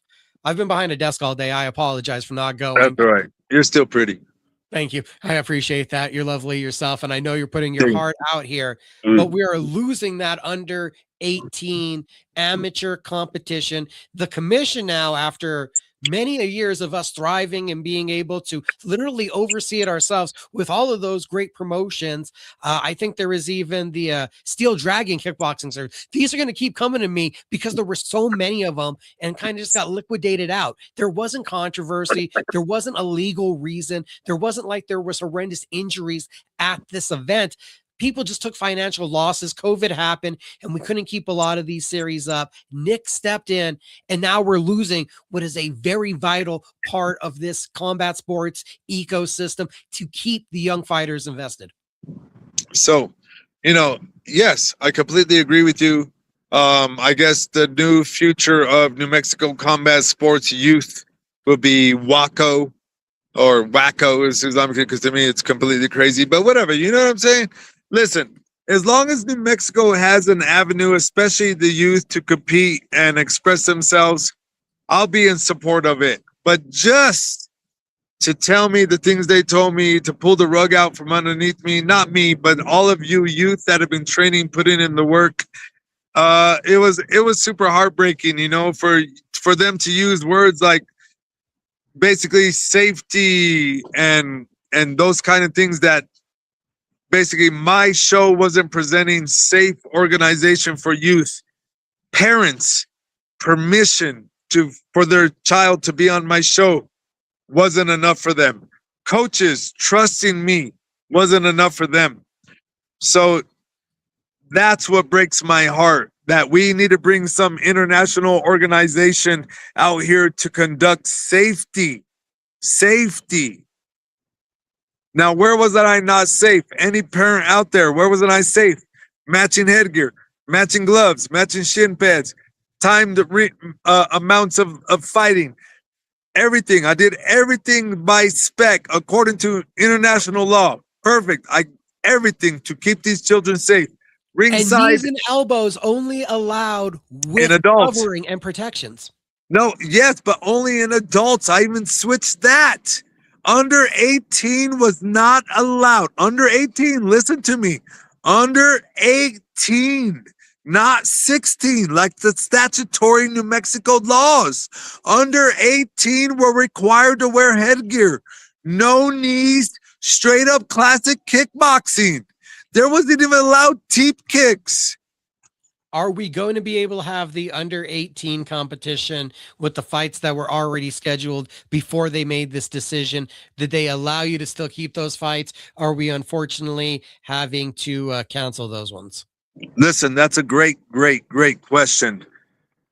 And there's a 50-50 answer to that. So let me be honest and say thank you, Ed Montanontes. Thank you, Monica. Thank you, everybody at the board, at your attempt to continue under 18 athletes to allow them to kickbox. We really do appreciate your attempt.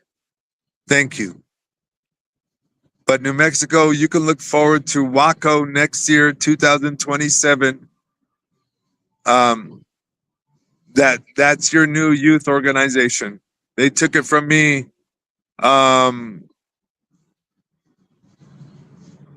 You know, they told me I can still have youth fights on my card March 28th if I'm able to get a hold of Waco and if they can sanction the youth bouts. What they just told me was basically if I hire 2 sanctioning organizations, then I can do it.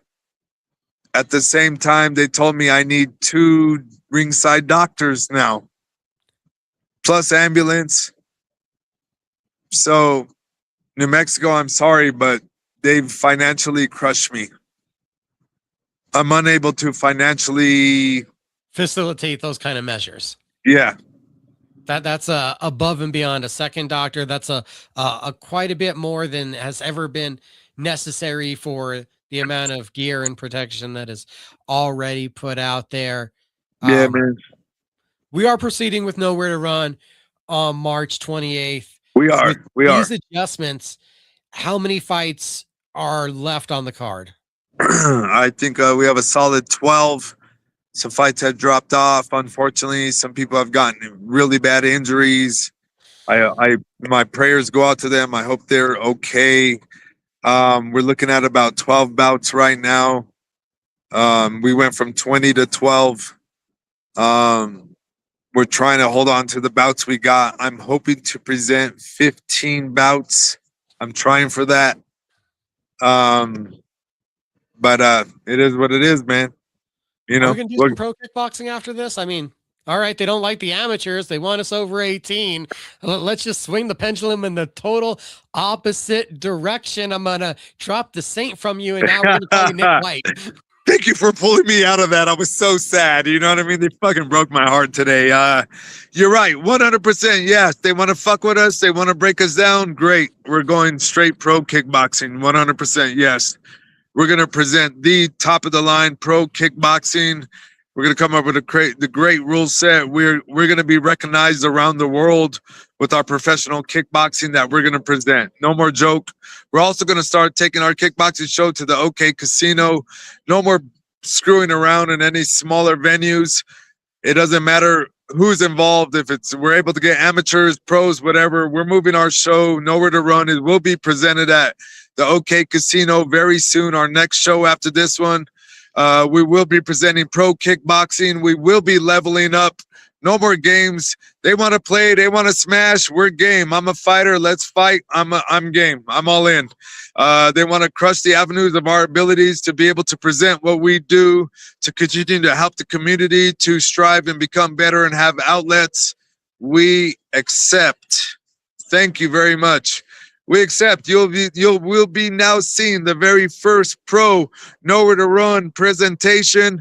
Top of the line, better than ever. Light, sound, camera, action. And if we can present any sort of amateur, we will. But you will be seeing full pro kickboxing cards from now on. And we're not going to stop. We're going to create a whole new league. We're going to take this to a whole new level. And we're gonna present it. You watch. They don't stop us. You know how I am. You know how I get. You know what I mean? So To me, I have a big smile on my face. I'm a little sad that they're trying to take it away from the youth organization, but we kind of know how New Mexico is. Once Waco comes in and gets settled in by 2027, we'll see those, that want to present it. You know who you are. You know who I'm talking about. You could go ahead and present it. You could go ahead and pay the ways. You could go ahead and pay the fees. Go do what you do. You brought it. You do it. You handle it. You present the all amateur youth organizations. You present the all amateur youth world champions. You present the all amateur youth tournaments. Go ahead. I was willing to do that. You want to put up resistance? Go ahead. You know who I'm talking to. It's all you. Welcome to the future of Nowhere to Run, the world's premier organization that will be recognized around the world, because the presentation we're going to bring with our professional levels, we're going to get us into Ryzen. It's going to get us into One. It's going to get us around the world. We are presenting a whole new bout. I guarantee. You think you're going to stop us? No, you've only helped us level us up. Watch this. Watch what we present now. I love the passion. It's always fun talking with Saint Nick, and I'm glad you remember tonight. Absolutely. I finally remembered. Yeah, everybody, I forgot last week. Don't judge me. Don't judge me. Nick, you have a great night. You too, my brother. Thank you. We'll talk everybody soon. We'll see y'all on March 28th. Nowhere to Run, Overtime Sports Bar and Grill. Come out, support your local show. We're in the fight of our lives, my friends. We're in the fight of our lives. We're going to continue with my fight show. That was Nick Gonzalez. Local combat sports and entertainment fans, you have a hard decision to make. It's a must get out night, March 28th. You're either at Overtime Sports Bar and Grill, we got kickboxing going on, or you need to get on over to the El Rey Theater, Duke City Championship Wrestling, Get It, Got It, Bueno, the best from the NWA against the best from NWA New Mexico. Always a pleasure talking with Nick Gonzalez. We have been guest after guest after guest after guest. Today, we haven't even started to touch on a lot of the hottest topics going around the world of combat sports. Like you start thinking about boxing. We're talking about kickboxing, transition over to the other side to the sweet science. And the world of boxing had a monumental announcement this week as MVP reached a deal with ESPN. So MVPW, Most Valuable Promotions, taking their all-women's boxing league to the mainstream, to the broadcasting masses, top ranked now, their deal going to MVP.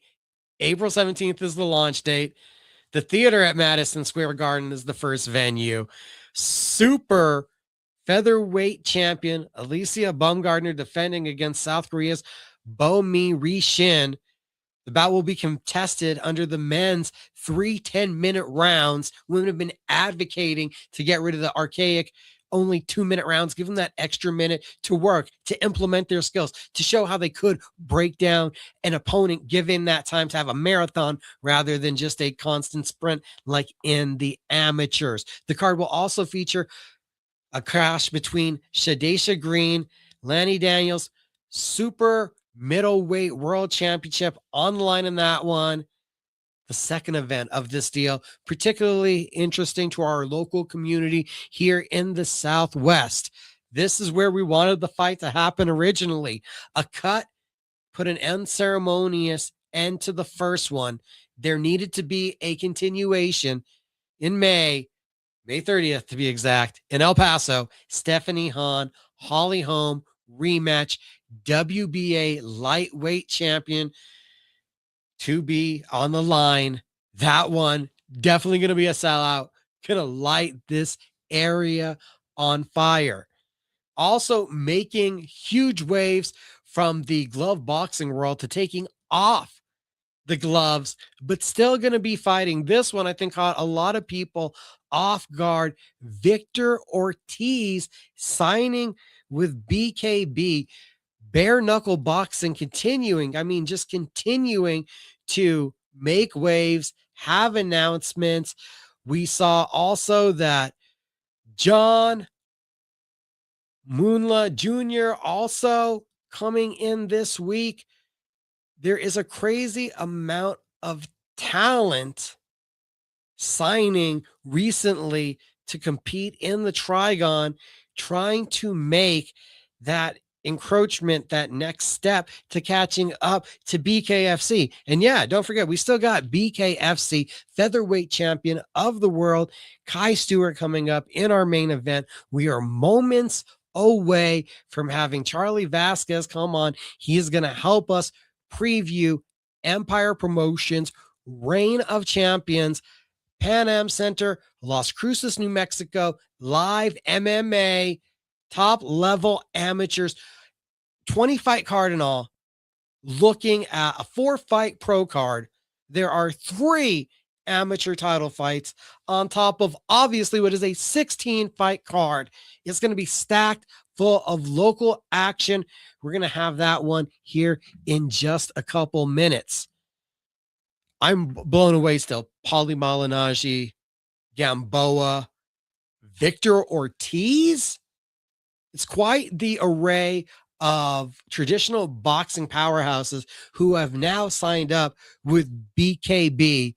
It's going to be interesting to see what kind of matchups they make and how they're able to utilize this talent, how they're able to progress their product with the names that they have around them.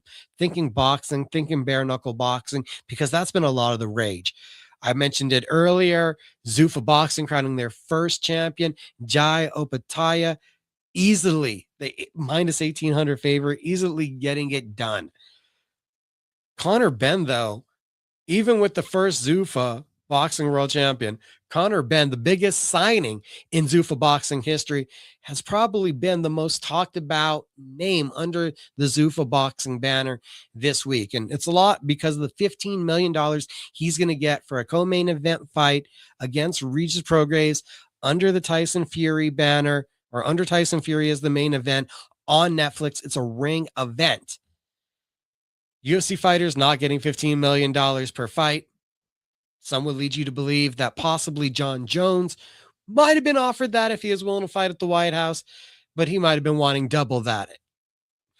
UFC probably could have paid it. They decided not to. But still, that $15 million touched a lot of fighters like a nerve. It was a button. And then you got people that were rightfully talking apples to oranges. And it got me thinking, though, about why you could go to the grocery store and get confused. You could say, well, MMA, UFC is this, boxing is that, and most of it is supply and demand. It's economically pretty simple to understand why Conor Benn gets paid so much money. It's because there were other suitors, so there were other bidders. It's like any NBA free agent, any NFL free agent. There are multiple other teams looking into them. Unfortunately, in the MMA world, PFL has only been interested in an athlete here or there. So with the absence of Bellator, there's not a traditional free agent system that's going to force the UFC into negotiations. UFC fighters see a $15 million price tag on Conor Benn with Zuffa Boxing. And they could get confused. Why? Because it's one company in one building. You literally walk into the UFC Apex, the Meta Apex, to negotiate no matter which one you are. You walk in there for your weigh-ins. You walk in there for your media days. They're under the same corporate umbrella. Some of the people that are involved, depending on the show, if John Anik, Dana White, you got some of the same entities in front of the camera, behind the scenes, involved with both promotions. They're both available on Paramount. Athletes are both given access to the same UFC PI. It's not a rock solid case, but one could see how a UFC fighter could see some of the similarities, except for the pay in the treatment. Zuffa intends to work on that. They are going to work on that, everybody. Once we get past some of these bigger entities that they're bringing in, a Jai, a Conor Benn, you're eventually then going to see the guys that they're building up that contract controlled. I was having a conversation with a fighter the other day, and it struck me when he gave me a number and he said 14%. I believe the UFC is at 14% right now of profit sharing to the athletes. Just to let you know, you look at the NBA, MLB, there's a lot closer to the 40, 50% mark in a lot of these sports leagues landscapes. The UFC has it controlled down. As we remember when the UFC was being sold to WIMG, when we first saw the numbers, it was somewhere between 17, 18%. You now hear people in the industry talking about 14%. The UFC has actually brought that number down 4%. They are very successful at what they're doing, and I'm sure they're going to be very successful of bringing down and putting boxing in check into a more profitable structure for them and their board of directors. But it's easy to look at the optics of seeing a Zuffa boxing fighter get $15 million and be a UFC fighter and look at all the similarities of all the places you go to fight, you go to work out, and they're the same places, and think, why am I not worth the same amount of money? There's just a thought that I had coming up.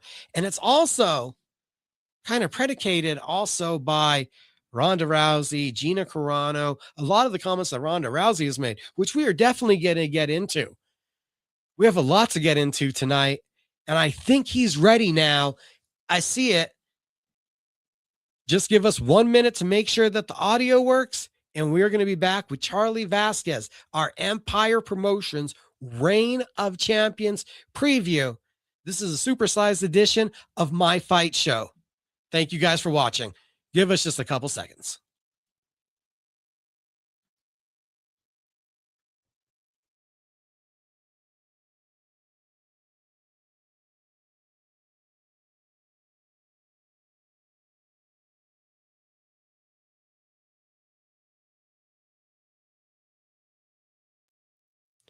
We got MMA in Las Cruces.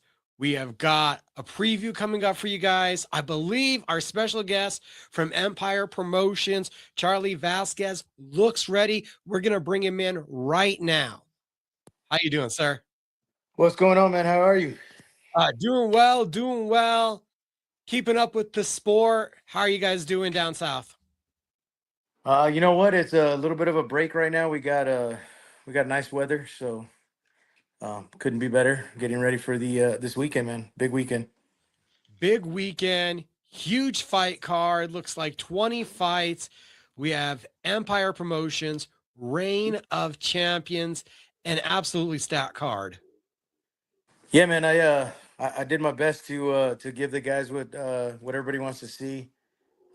Bringing in some pros with a lot of experience, bringing in some debuts. Even their amateur records is pretty stacked. We got title fights, a little bit of everything. A big fight card. Empire Promotions been making waves in the southern part of the state. Let's get a little bit of background about the promotion real quick. How many events have you guys done? How did you come up with this wacky idea to start promoting fights? Yeah, man. So this will be our fourth event. We had 3 last year. We started off with boxing, so technically our 5th event, but 4th MMA event. It started off with a kid that said, "Hey, man, you want to try MMA?" And I said, "Yeah, let's do it. Let's get you some fights." And I realized quickly that we needed something in the area to start growing it. And we just little by little, we went from 1 to 2 kids, from 2 to 5. Right now, we're about 30 MMA fighters, and there's no better place to start than at home and under your own banner. It kind of seems to make a difference for those guys. Getting to fight locally, that experience, I think it's invaluable. We saw it with Battle at the Basin recently in Alamogordo, that it's something else that a lot of the smaller schools around the state, you have to go on the road constantly. I think there truly is some fighting at home and getting to feel those hometown cheers and the adoration of your neighbors. Oh yeah, for sure, man. A lot of these guys have just said how much they appreciate being able to go and sleep in their own bed, and then get ready to fight rather than having to travel, 8 hours or 6 hours east or west. Couple fights into the game. How long have you been around martial arts just in general? Man, I started wrestling as a kid. Grew up around wrestling. That was kind of my thing. We started a wrestling team about 8 years ago. Um, Now my kids are wrestling, and they think they're normal because they get to hang out with all these fighters, and it's just one of those things that happens. They haven't figured out that they're kind of special. They get to just being able to be around all these guys and learn from them, stuff like that that a lot of kids don't get to see, but all of our wrestlers, starting at 3 years old, they get to see it. So I've been in, I don't know, maybe going on 20 years, 25 years now. A specific spectacular venue. You guys are doing your fights out at the Pan Am Center. It's not like a little local bar. This is one of the bigger known stadiums. So I got to feel like there's a certain almost wow factor and breathtaking to walking in there and thinking we're promoting a show in a venue like this. I didn't want to go small. We had talked to some other venues. Their capacity was a little bit more limited, and when I talked to my wife, my business partner, the boss, she told me, hey, let's just go big. So we went out. We got a 30-foot cage. Made it all white so it stands out. A lot of people, they just walk in and they see the cage and like, holy crap, that's something in itself. And then then it's the whole arena feel. Now all we got to do is get more people in the seats and make it louder for all the local guys to hear. And then I make it louder so that way the guys that are coming into enemy territory puts a little pressure on them. As I said, we got 20 fights, I believe 4 pro, 3 amateur title fights, a whole other stacked up amateur card at the top. Alejandro Cuero versus Peter Caballero. Cuero, we know, spinning back fist knockout last time out over Richard Jennings here in Albuquerque at Fightworld. If you guys haven't seen Caballero, he has a wealth of big show experience, karate combat, fighting Sidyubak Kakhramonov, Fury fighting Cameron Smotherman. So he's fought guys that have been UFC caliber, quite a main event. Yeah, so I reached out to Peter and his team. They were looking for a fight. They wanted to stay busy. And as soon as I started looking locally, I had a guy reach out to me. He's like, "Hey man, I think Ghetto would be a great fight." We looked it up. We made sure that it made sense, and both guys signed on right away. It's kind of crazy because we got all their paperwork in. Paperwork's a big thing, and they got it all in right away and said, "Let's go." So they've been ready to go. We first announced it, I think, the beginning of January, and we've been ready to go since then. Quite the main event. You got a co-main event where Aiden Lopez versus Jonathan Arroyo. Both guys very submission savvy. Yeah, so Adhan, he's making his pro debut. He's a wrestler, a grappler, but I think he likes to stand up and just throw. He told me this time his focus is going to be a little more on keeping it standing, and he knows Arroyo likes to come forward. He likes to push forward. He's the whatever you picture of the Mexican fighting stance or the Mexican fighting style, that's exactly what Arroyo does. So it should be good, man. They're both should be able to stand up and bang, and if it goes down to the ground, both of them are actually pretty good on the ground as well. So we'll see which style can pull off the win there. Looks like Dominic Salcedo, he's also going to be making his pro debut versus Eddie Ortiz. I'm not really that familiar, I think, with either one. I think I saw Dominic one time during his amateur run. So Dominic fights with us out of Empire MMA. He's making his pro debut after he took some time off. He got some things right. He put on some good weight. Now he's going to be cutting down to 125 rather than just floating around 125. His opponent, Eddie Ortiz, actually fought one of our other pros, Javier Duchesne, a couple fights ago. It was both of their pro debut. It looked like a good fight to make. Eddie's coming in at 1-1, and Dominic's making his pro. debut, but they're both good on the ground. And Dom's been working his hands. I know Eddie's been working his hands, so that one actually should be a really good fight, just for both of those guys to get up and get going. Donovan Garcia versus Javier Duchenne, who you just mentioned. Neither one of them has seen a decision. Yeah, so we're working on that. We still don't want to see decisions. We're working on getting Javier in, working his hands, and hopefully coming out with the W, getting on the right side, starting to build his record up. And then Donovan, he recently came out. He fought at Battle of the Basin also, and he's just one of those guys that he's gonna go in there and scrap regardless of who it is, and he kind of hopes for the best, and either one of them could come out with the win. We've talked about this fight quite a bit here on this platform. Alexis Ortiz, Angel Gallegos, featherweight title fight. We know how heralded Alexis's grappling is. Angel, his hands. People that don't know, he has a wrestling background, just came off of a slick submission. I'm super hyped for this one. Yeah, man. So that was actually the first fight that we announced to the commission. We set it up back in December, right after Alexis and Angel had both won. At the time, they were both 3-0, and it was like, okay, 3-0, 3-0. All of them were finishes in the first round. I mean, I don't know how much better that gets. Alexis has got some heavy hands, heavy kicks, crazy ground game. Angel showed he's got the ground game now. I'm sure he's been wrestling. I've seen a couple of his interviews. He said he's been wrestling since he was a kid. So that one, man, if that's not fight of the night, there's only a couple more that are going to be in contention with it. We have Santi Gonzalez also going to try to get another title bout, which is the same that Gabriel Pinedo is thinking. He's coming off of winning one at the Kingdom Fight League card, going to a 4th round TKO. So that's back-to-back stoppages for him. And we know Santi, heavy-handed. That one also feels like something that could be a barn burner. So, that fight of the night I was talking about, the last one, if that's not it, this may be it.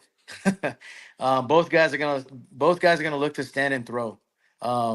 It's gonna be a fan favorite kind of thing. There may be some surprises, I think, from both guys. I know that they've both been talking about working their ground game, and Santi coming off of some tough losses, where he just got wrestled. I don't think he's gonna have to worry about that one for this. It's gonna be one of those fan favorites that people just don't blink or somebody might go to sleep. And then we also have at strawweight title on the line, Jorge Garcia. I haven't seen him since his amateur debut, taking on Brendan Willard. So Brendan Willard, man, he's one of those guys that he had gotten it together. He fought for us last event, fought for the 125 title. Man, the kid walks around 125. So when he's not cutting any weight and he's fighting guys that are cutting a lot of weight, it makes it a lot harder.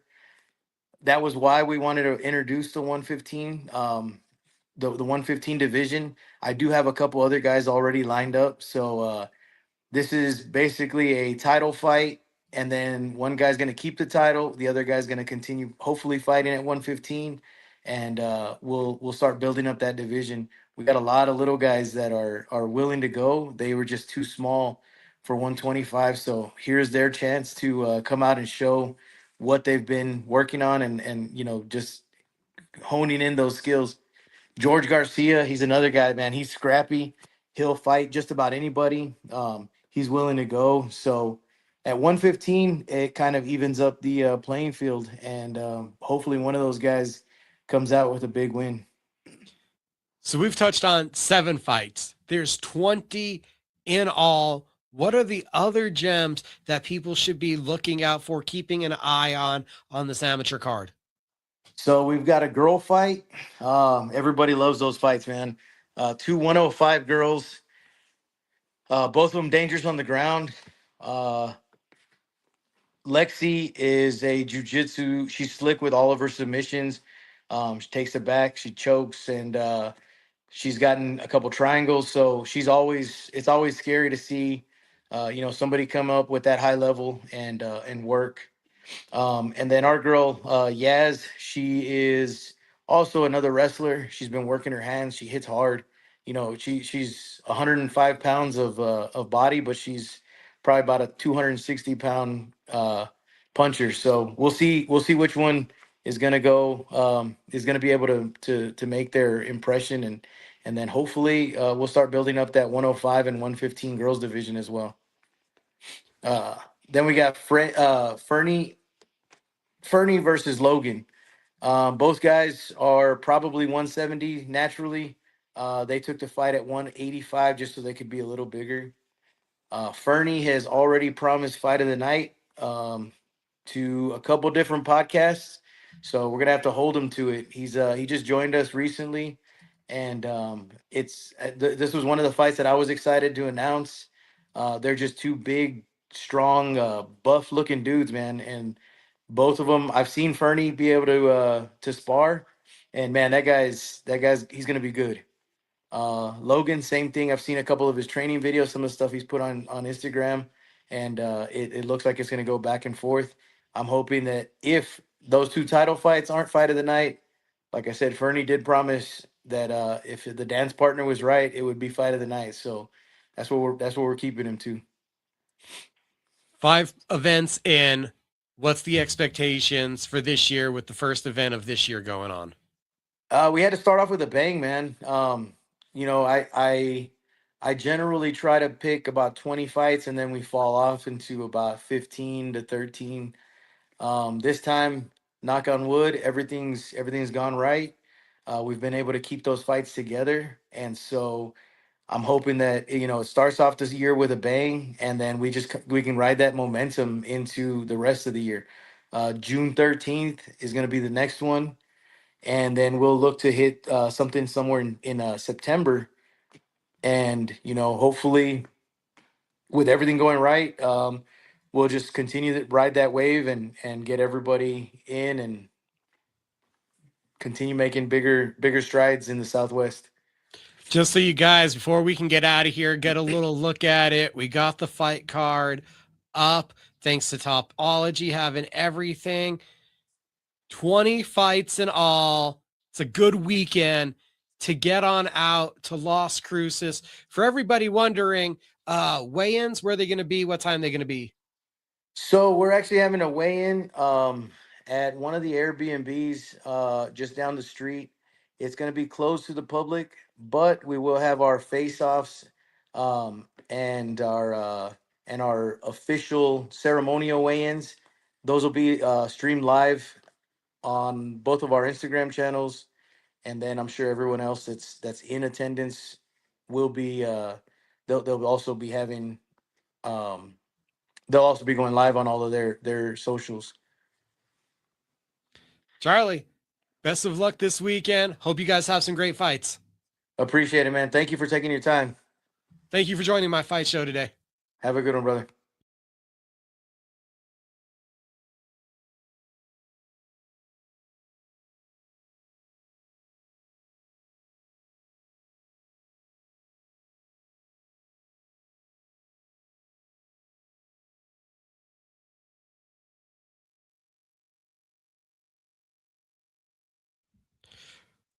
Well, we live, we back, we previewed Las Cruces.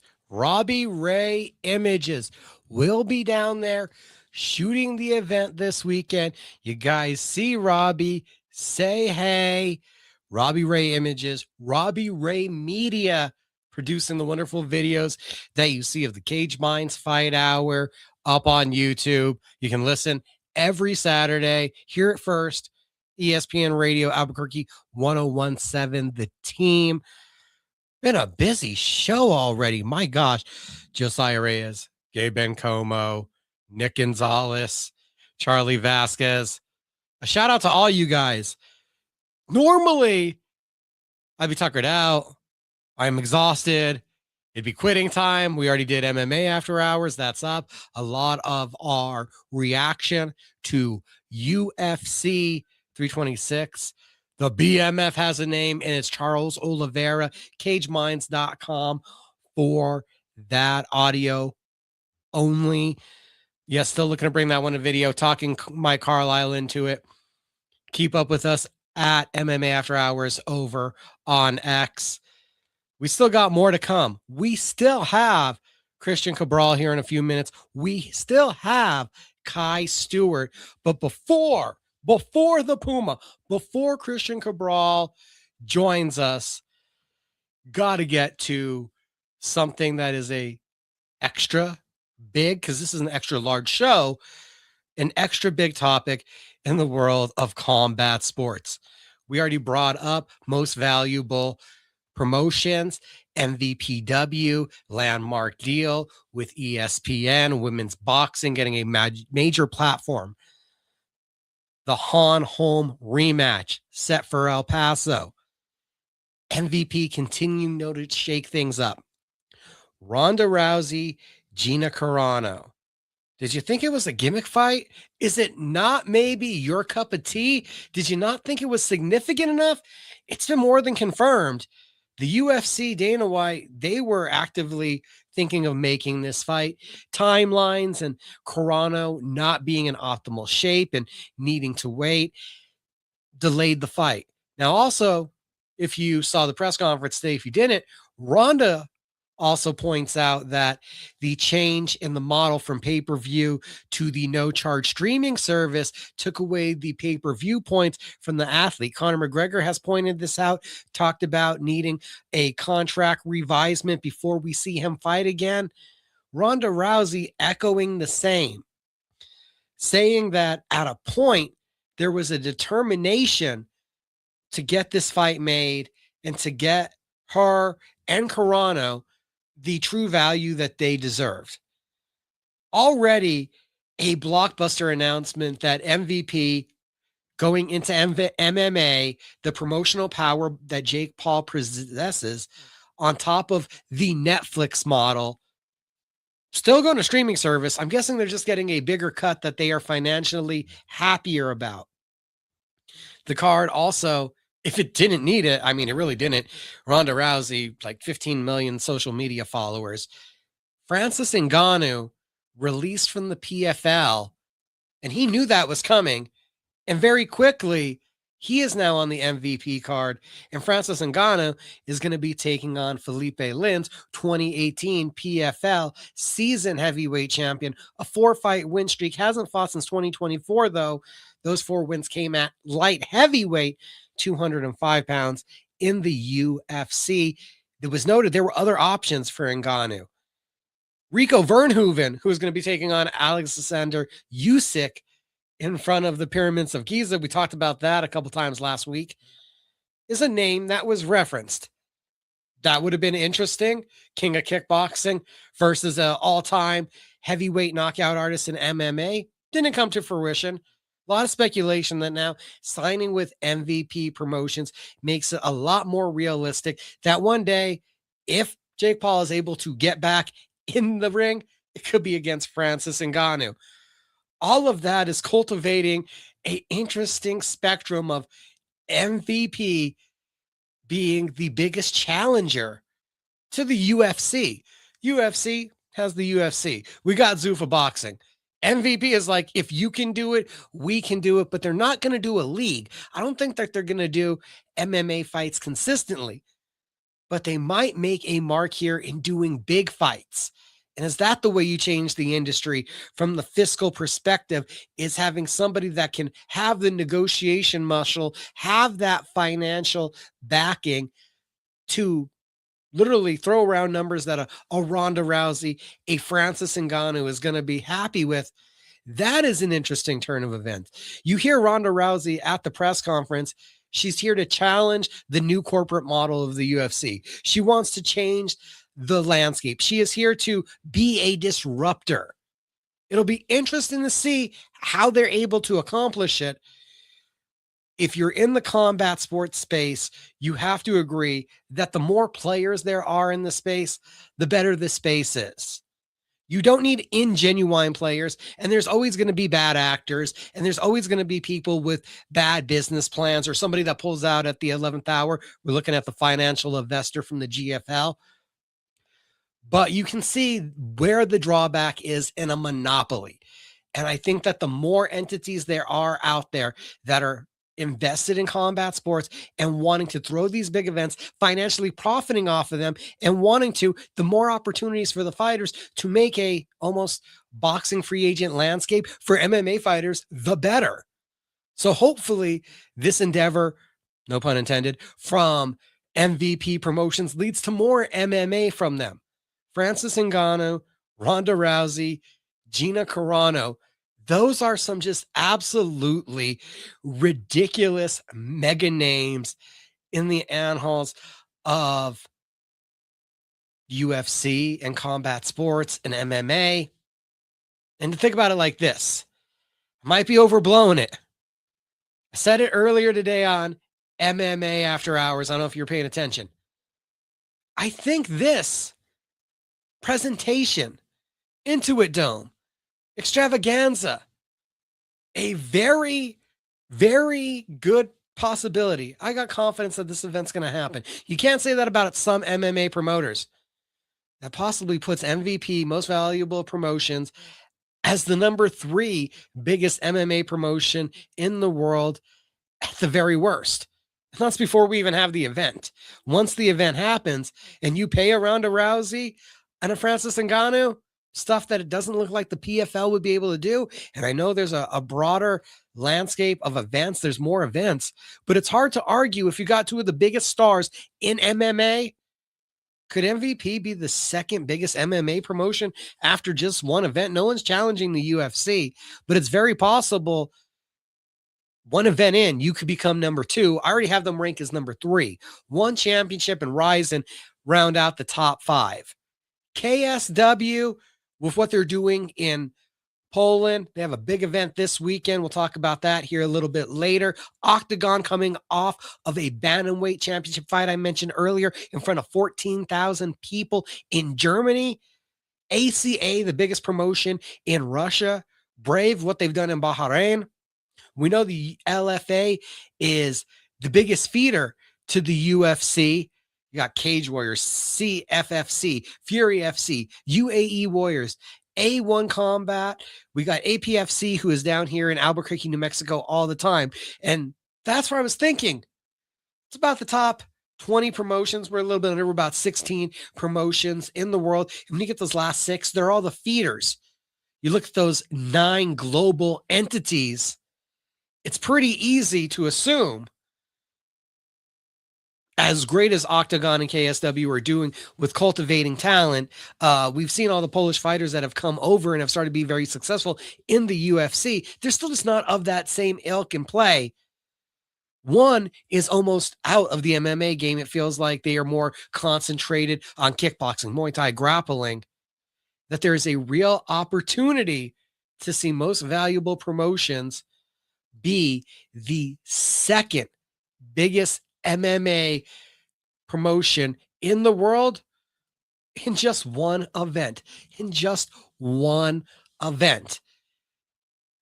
Zuffa Boxing trying to be the biggest promoter in boxing in just a couple events. So maybe it's just like-minded businessmen and the way that they're thinking.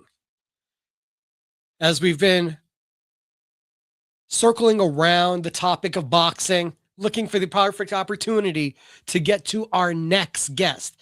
He is the Puma. He was part of some of the greatest rivalries I've seen covering boxing here locally in the 505. We were trying to get him on last week. I think he's ready right now. Let's bring in Cristian Cabral. My Fight Show welcomes in the one and only El Puma, and he's rocking a really nice custom tee right there. Yep, you already know. Cristian Yes, sir. Cabral, how's it going? Pretty good, man. Pretty good. Just camp, staying ready. Getting Man, ready look for at this. you. You're like all mature there with your nice little background and everything. Somewhat. Trying to get it good. Nice. What's it mean to return to the ring? It was 5 months ago that you returned after 2 years away. Yeah, I mean, it feels. I don't know. I got the call. They asked me if I wanted to fight, and I said yeah. And been staying in the gym, trying to stay in shape, and trying to stay ready for them fights coming up. Was the break intentional, the 2 years off, or was it just things not coming together? Like, did you intend to have that rest again? Just work and the kids, just family. I like spending time with my kids and stuff, and my wife always pushes me. She's like, "Hey, you gotta get back in there." And I'm like, well, I want to spend time with the kids right now, but she motivates me to get back in there and doing it for them now, for the kids and the family. Is that a big difference, having the focus, the intention, this not be about you, but it be about them? Yeah, it's a lot different. When I'm there training, I just think about them, think about my kids. Uh, Pushing it, I got push it hard. It's everything. All this is for them. Everything I make is for them. So Are you able to describe like how that mindset, how that emotion kind of is, where we went from young Cristian Cabral, who it was about the lights, it was about big fights, and now having that more grounded approach, that it's about your family and you're doing it for them? well, they just motivate me. They enjoy seeing me out there uh boxing. My kids are all into it. They every time I fight, if it comes out, they'll put it up live on the TV, and they get excited. So it just gives me a little more extra motivation. And my wife's always there helping me with the diet and stuff. So it's just a lot different than before when I had to do it by myself. Now it's a whole family. Also, how much difference does everything feel? The training, the preparing for the fights, now that you have a much different support system and you're at a much different place in your life. You're not out there partying. There's this a different lifestyle to now being a married man with kids and being at home. How much different then does approaching the fight game feel? Well, it's a lot different because I'm home with the kids, and then I got to go back to training, and it just every time I see them, and like they encourage me to go out there and go do my best. Like there's times with my little one, he's like, I hope this guy kicks your ass. I was like, oh, that's not gonna happen, dude. So it just gives me a little more motivation. Like he's just a little trash talker. Wait, so he's already just like you. He's already in there ribbing you like he was in the corner at sparring. Yeah, yeah, he's just trash talking me all the time. When he gets mad, but then after that he'll be like, "Nah, go kick some ass." Also, from the young Cristian Cabral, how much different are you as a boxer? Now you've had more years watching, analyzing the game. You're more of a veteran. You've been there. You've been in big fights. How much difference is the approach in the ring to your style? My style is, I think it's still the same. I like to get in there and bang, and then just move, boxer and puncher. Same type of boxing, but a little more alert. A little more alert. What does that mean? You're trying to be a little more defensively aware. You're not trying to get caught up in the firefights as much. Exactly. Yeah, I'm not trying to go out there and just get in there brawl with them. If I see the chance, yeah, of course I'm gonna take it now. Before it was just going out there and just big show. It's always a big show when you fight. Last fight, your return 2 years away. I've been told from many a people, the crowd was there for you. The biggest pop of the night, with all respect to the headliner, was for Cristian Cabral Did you feel that? Did you notice that? Every time I fight, I see it. I feel it. You know, I bring the crowd. It's just I think people like to see me fight. They like my style. I just bring the action. I think, you know, I got a lot of supporters out there too. Like a lot of family, friends like to see me. You're walking out, your music's playing, you hear that roar, you're getting that fanfare. What's that electricity like? It's just nerves at first, for sure. Still get those little nerves, but once I see the crowd, I'm in my zone.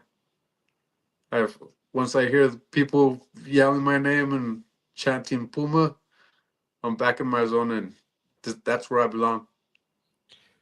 From the kid that I want to say was brought to a boxing program to redirect the fights that he was getting into at school, is the love, is the feeling for the game still the same when you strap those gloves on? Oh yeah, of course, still the same, still the same. You know, as to Austin Colleen, he always wanted to see me at the gym, so this is a little bit for him too. You know, try to he always comes up to my mind when I'm training. You know, like he always told me, you gotta stay in the gym. You're really good. You gotta stay in there. So now after his passing, you know, this is something for him that I do for him too. Of course, for my family, for my wife, and thanks to my coach for always pushing me and motivating me to stay in there. You bring up Austin. We know Ray. We know your current coach. What has it meant that so many people have seen the talent, have seen the potential, and have wanted to invest in you? Well, they're all great people, you know. Ray, he was a great coach too. He taught me a lot. Austin, was always there for me, always calling me. Um, Now my coach Ruben, same thing, always calling me. Hey, I need you at the gym. We need to get in there. You got a fight coming up. You need to go run. Staying on me all the time, you know. And same thing. That was same thing when I turned pro. That was Ray. Now it's Coach Ruben doing the same thing, keeping me out there, staying out From, of staying out of trouble. from a getting the fans to buy in, from a connection perspective, Johnny Danny was on another level. I've got to talk with Pitt about this many a times, but I haven't got to talk with you. You and Josh captivated Albuquerque in a way that's second to Johnny Danny, but we hadn't had anything comparable in that level since in the boxing game. Do you understand, and how do you feel about looking back and having been a part of a rivalry that captivated the audience in the way it did? That was a that was a great fight. One of the best fights for sure that I've been in. And you know, all respects to Pitbull, and I thank him for giving me the opportunity to fight him. Um, no, it's boxing. Sometimes you never know. I think it's really cool. Wherever you end up in the career, you get to look back and be like, we did that. Big audience at Route 66 Casino. And there's only a few real times in my career where we've been covering boxing where we're like, this was magical. And that was one of those moments. Oh yeah, for sure. It was a great night. It was a great night for all the fans, for everybody. I mean, I had a great night too. Even though I took the loss, but I had fun. It was for sure fun. Coming up April 4th, back here, Albuquerque, New Mexico, Embassy Suites, Eduardo Monreal, little less pro experience than you. What have you learned about your opponent getting prepared for the fight? I haven't seen anything on him, but I never see nothing on my opponents. But I just gotta adapt all the time, you know. I just adapt. That's what we gotta do. Us boxers, just adapt to them. But I mean, we're in shape. We're in good shape for sure. We're in shape with the last fight, but I think this fight we should be in better shape. Not sure if you want to give away all the secrets. You said working with Ruben. Who are the people that you're sparring with? Who are the people that you're going to work with? I've been going to Able Fit, getting some work out there. Some of my teammates at the gym. Some of them. We have one of the guys fighting there. From our gym, he's fighting Max Moya or something like that. I don't know his last name. Pitbull's team. Yeah, Max Moya.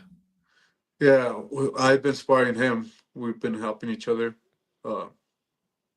He's more of a MMA fighter, so this is his first boxing fight. But it's a great kid, great boxer. Been working with them and some of the guys from heavyweights from my gym. Been helping me out, but everything's good work.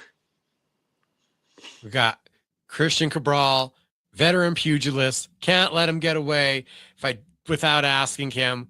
What do you think about boxing nowadays? Just the landscape. Floyd Mayweather's back. He's gonna do exhibitions. He's gonna fight Pacquiao in the spear. There's Zuffa. There's Ring. As a lifelonger in the sport, what do you think about boxing right now? I don't know. I don't know about Sufa, honestly, but I mean, the Dana's trying to change the game a little bit, but we'll see what happens. I mean, it's a cool thing that he's doing, but I mean, everybody's got to promote themselves. I don't like the trunks, just black and white or green with just one color. I think people, us boxers, should come out to our own style. You know, Have that flair. That's what represents us. But I mean, I like the ring, but WBC, Floyd Mayweather and Pacquiao, I think they're too old already. We seen what happened to Pacquiao. He didn't look that great. But I don't know. Should be an exhibition. I don't think it should be a real fight. All right, let's get controversial. Got to know. I'm asking right now, who's Cristian Cabral's top 5? Who's your top 5, pound for pound, your top 5 right now? Right now, active fighters. Active fighters. Terrence Crawford, for sure. He retired now, but is he active? He's not active anymore, but he's basically active. I don't know if this retirement's going to stick. Yeah. Well, all right, so we'll go Crawford. For sure. Canelo. Okay. Benavides. Bivol. All right. And let me see that last one. And Navarrete. All right, Navarrete. We know Cristian likes the offense. He is coming forward. Not a mention of Usyk, not a mention of Stevenson. No. No, I like the pressure fighters forward. I mean, Crawford, yeah, he's got a little style, different style, but I love that style. Styles make fights. Cristian Cabral always comes out and tries to make a fun fight, and that's just the way you've always been, isn't it? Yeah. I like to make it fun in there. You know, that's just how I am. That's how I box. That's how I like it. Make it entertaining for everybody. The legacy continues. 3 April 4th. Cristian Cabral. Took a while for us to get this together, but we made it happen. Thanks for joining my fight show. Thank you, Michael. Thank you to United Fit. That's my gym. Carlos Mora and my coach Ruben, my wife. I want to thank all of them for keeping me in boxing. We're glad to see they did. Yes, sir. My fight show welcomes and the one.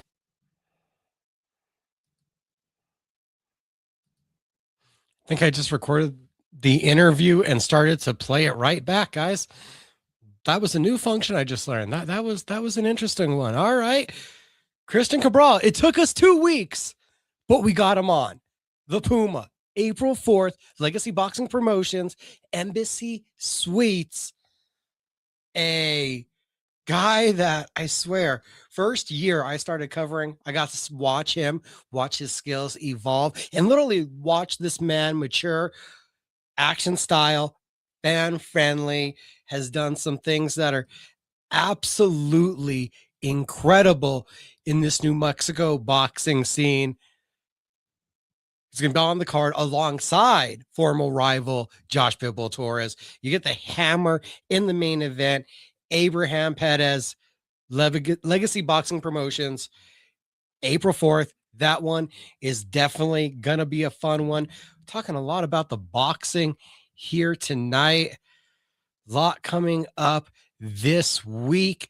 We're going to be getting into the bare knuckle stuff here shortly, because our last guest, the last guest of the evening in the main event position, we told you it was going to be an extra large show. Kai Stewart, still to come, our main event fighter, the BKFC Featherweight champion of the world, is going to be here. The BKFC is in Newcastle, England this weekend. Mick Terrell, Jay the Ghost, McFarlane, BKFC UK heavyweight title fight. Ran through a preview of that one last week. Don't forget, UK featherweight title in the co-main event. Gary Fox looks to reclaim the title from James Lilly. Experience in both boxing with and without the gloves. Lewis Keane was the prospect that we highlighted. And don't forget, Grism Salmin, the former WWE Razor from the AOP, the Authors of Pain, kickboxing vet who competed in Bellator MMA, makes his bare knuckle debut this week. And in a couple minutes, Kai Stewart's going to come along. As long as we're talking about this weekend with BKFC, that's during the day. Then in the evening, the attention grabber, as it always is the UFC. Earlier on my fight show, we had an opportunity to get to quite a few of the fights, but we didn't get to talk about everything that I wanted to get to on that fight card. Mostly we're talking about prelims here. We're getting into the hardcores. This is for the locals, the hardcores, where we're talking real fight stuff. Interesting set of prelims. This point we did pull out Charles Johnson, Bruno Silva, 14 versus 15, main card caliber fight. Speed versus big thrower. Eric Anders, just a freight train at 185 pounds, taking on Brad Tavares. Tavares, a technical kickboxer, been around the UFC forever. Chris Curtis, boxing, a lot of feints, fakes. 170 pounds. This is a weight cut. We'll see what he can do to put things together. Multobek Orobayev, big time catch wrestler, a huge presence, looking on the other side to hit the takedowns. This is a card where there are several prospects that I wanted to highlight that I wasn't able to earlier.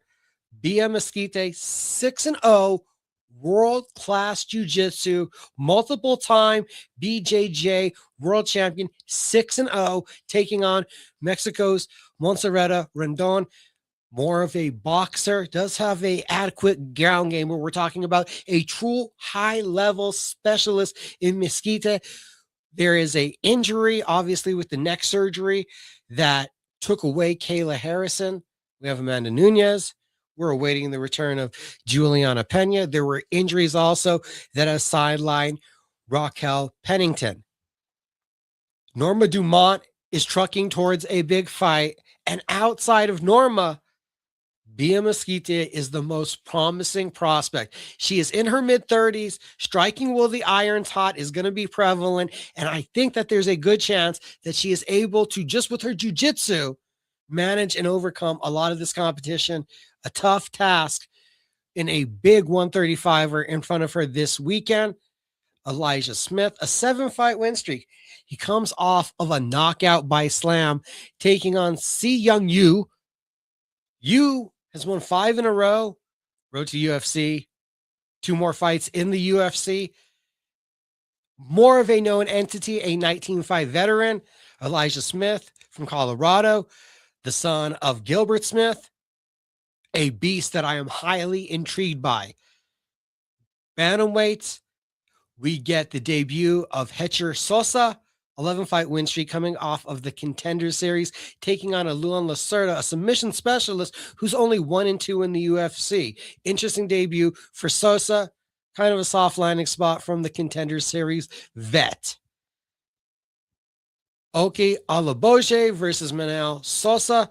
Sosa, well-rounded, 3 submissions, 8 knockouts. This is his debut coming off of the Contender Series. Okay, his power, but lacking on the ground. I'm intrigued by this weekend's fight night, not to mention the very first fight on the card, Sam Hughes versus Pera Rodriguez. Hughes, a 3-fight win streak. Yes, 2 split decisions, but a submission where Rodriguez, 2 decisions in a row. 115, a spot in the rankings could be on the line. I feel like with that one, I'm really intrigued by the card. Also going on this weekend around the world of combat sports. One Championship does have one Fight Night 41, Friday night, Amazon Prime, 3 MMA fights, 2 kickboxing, a grappling title match with Kyra Tolo, and 2 Muay Thai fights. LFA is in Chandler, Arizona. Unbeaten flyweight Christian Natividad in the main event against Adrian Garcia, 10-3-1. Feel like that's going to be a scrap. Both guys, excellent strikers. Omari Sensagov versus Carlos Tuardo is the co-main event. Omari, 8-0 also, intriguing prospect. And you have the 5-0 Livio Ribeiro taking on Jackson Wink's Jordan Burkholder in the feature fight. Cage Warriors this weekend in Manchester. They're going to be looking to crown a new lightweight champion. Brazil's Samuel Silva, winner of 5-6, takes on Jamaica's Omo Brown, a 6-fight win streak. Dude is a solid finisher. Big opportunity awaits the winner once they get that title. KSW, as I mentioned, one of the top 10 best promotions in the world, a welterweight title this weekend as Adrian Bronowski, 5 wins in a row. Looks for his 5th defense in a row when he's challenged by the knockout artist Madres Flimanes. Think we're getting towards that point in the evening where our main event fighter is ready to join us. BKFC next week kicks off what I feel like is just an incredible time for our local combat sports scene. Let me set the scene. Next Friday night, BKFC on March 20th. Donald Sanchez, Derek Perez, both New Mexico grown warriors. Going to be on that BKFC 87 card. The next day, we have Fight World 43 right here at Revel Entertainment Center in Albuquerque, New Mexico. The next day is Letta Resort and Casino. We're talking about Sunday, March 22nd, hosts APFC 22. The following weekend, we get to March 28th, where you get the Nowhere to Run kickboxing series at Overtime Bar and Grill. And then you also get It, Got It Good, or Get It, Got It Bueno. Duke City Championship Wrestling, El Rey Theater. And one more weekend over, April 4th, Cristian Cabral, Josh Pitbull Torres, Abraham Pettis. The legacy continues. Legacy Boxing Promotions. The legacy continues. 3 incredible weeks in a row coming up. It all starts with BKFC 87. And he's not local, but he trained here. It's always fun to see him when he's out here. And he's our main event guest for the evening.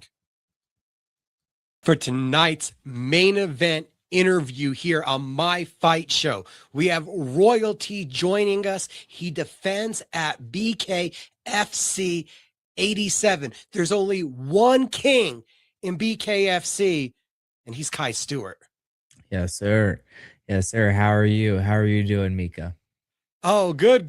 Been a long time since we've gotten to talk, and Kai Stewart, like fine wine, just keeps getting better. Yeah, absolutely. I think we have to just an honorable mention is the better the mustache looks, the better the better we fight. So we're getting a nice bushy stash going, and everybody's catching on. Everybody's starting to realize. I think whenever we first talked and we first met, like I was the biggest hated guy, and I'm still one of the most hated, one of the most called out, but I've definitely earned my respect. People know who the fuck I am now. People knows that I mean business. So it's been a long road, bro. Actually, the road goes back even further than that, because if you'll remember it, we're standing at Knuckle Mania. Brian Sosha's just running around like crazy, and real quick, he's grabbing me. He's like, hey, you got to meet a bunch of people. And then he's like, hey, Kai's the youngest guy on our roster. Shake hands, meet him. He's awesome. He's going to be big, and ran me right by you real quick. We stood there for like 2 more minutes before he was like, all right, good, you guys met, move on. So it has been quite a journey for you. Yeah, it's that was the New Mexico card, correct? Yeah, that was one of the first times that I actually went to one of those big shows, and that was kind of the start of me like showing my face at every single event possible, you know what I mean? So yeah, good times, man.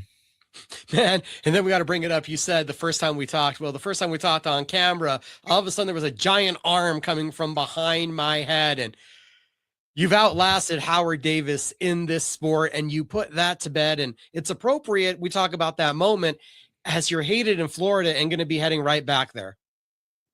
Man, it's my home away from home. I think that they have a lot of respect for me after beating those guys.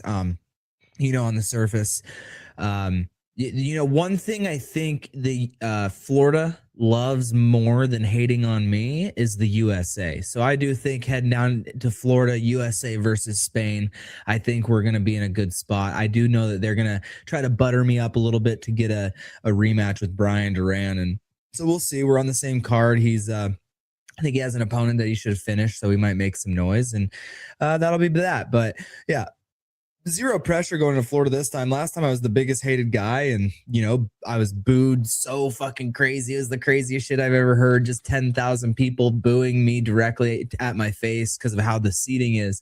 Fucking great, bro. But now we're gonna go back. We're the loved guy. I think my last 3 fights, I've gotten a good pop from the crowd. So I think this one's gonna be no less. 3 years of just championship fights. We still know that you are a young, maturing fighter, still on the bright side of 30. Are you able to associate, like mentally, like that you've already been involved for years now in consistently big fights? Yeah, you know, that's going into this fight. A lot of people are saying Nico Gaffey is going to be my toughest fight. And I think that he's a very skilled and very talented fighter. But at the end of the day, he has 3 fights in the organization. I have 5 world title fights on the big stage, lots of pressure. So in reality, instead of, you know, blowing that up into big proportion, it's more or less I get to surrender outcomes and, you know, win, lose, or draw. I'm going to be in a fucking great spot. You know, you look up and down the roster, people calling me out. I do not see losses in my future, but it is combat sports. Anything could fucking happen. So now that I've already hit the pinnacle, I will forever be the first ever bare knuckle champion for featherweight. Not only that, like I defended it 4 times. So the more I do this, the more it's just another fight to me. You know, over half of my fights are world title fights, and that feels really fucking good. So there's nothing to ever hang your head on as long as the work's going on in the background. And I think that's the most important part here. I'm having a lot of fun, meeting a lot of cool people, and at the end of the day, this is sport, so shit's gonna happen. And that's the type of the head that you have to have if you praise a fight or think shitty of a fight, you know, you're going to perform differently. But if you see every fight as exactly the same, win, lose, or draw, it just kind of lets you let go. You've always been a traveler. I met you here in Albuquerque. We've seen you in Florida. You get out to the BKFC. You like to travel the country. It looked like you expanded, though, the training camp a bit more this camp than you had previously. Albuquerque, Montreal. Did it just feel like it was time to spread the wings, or was there a specific thought process with right now was the best time to get out and visit all these places?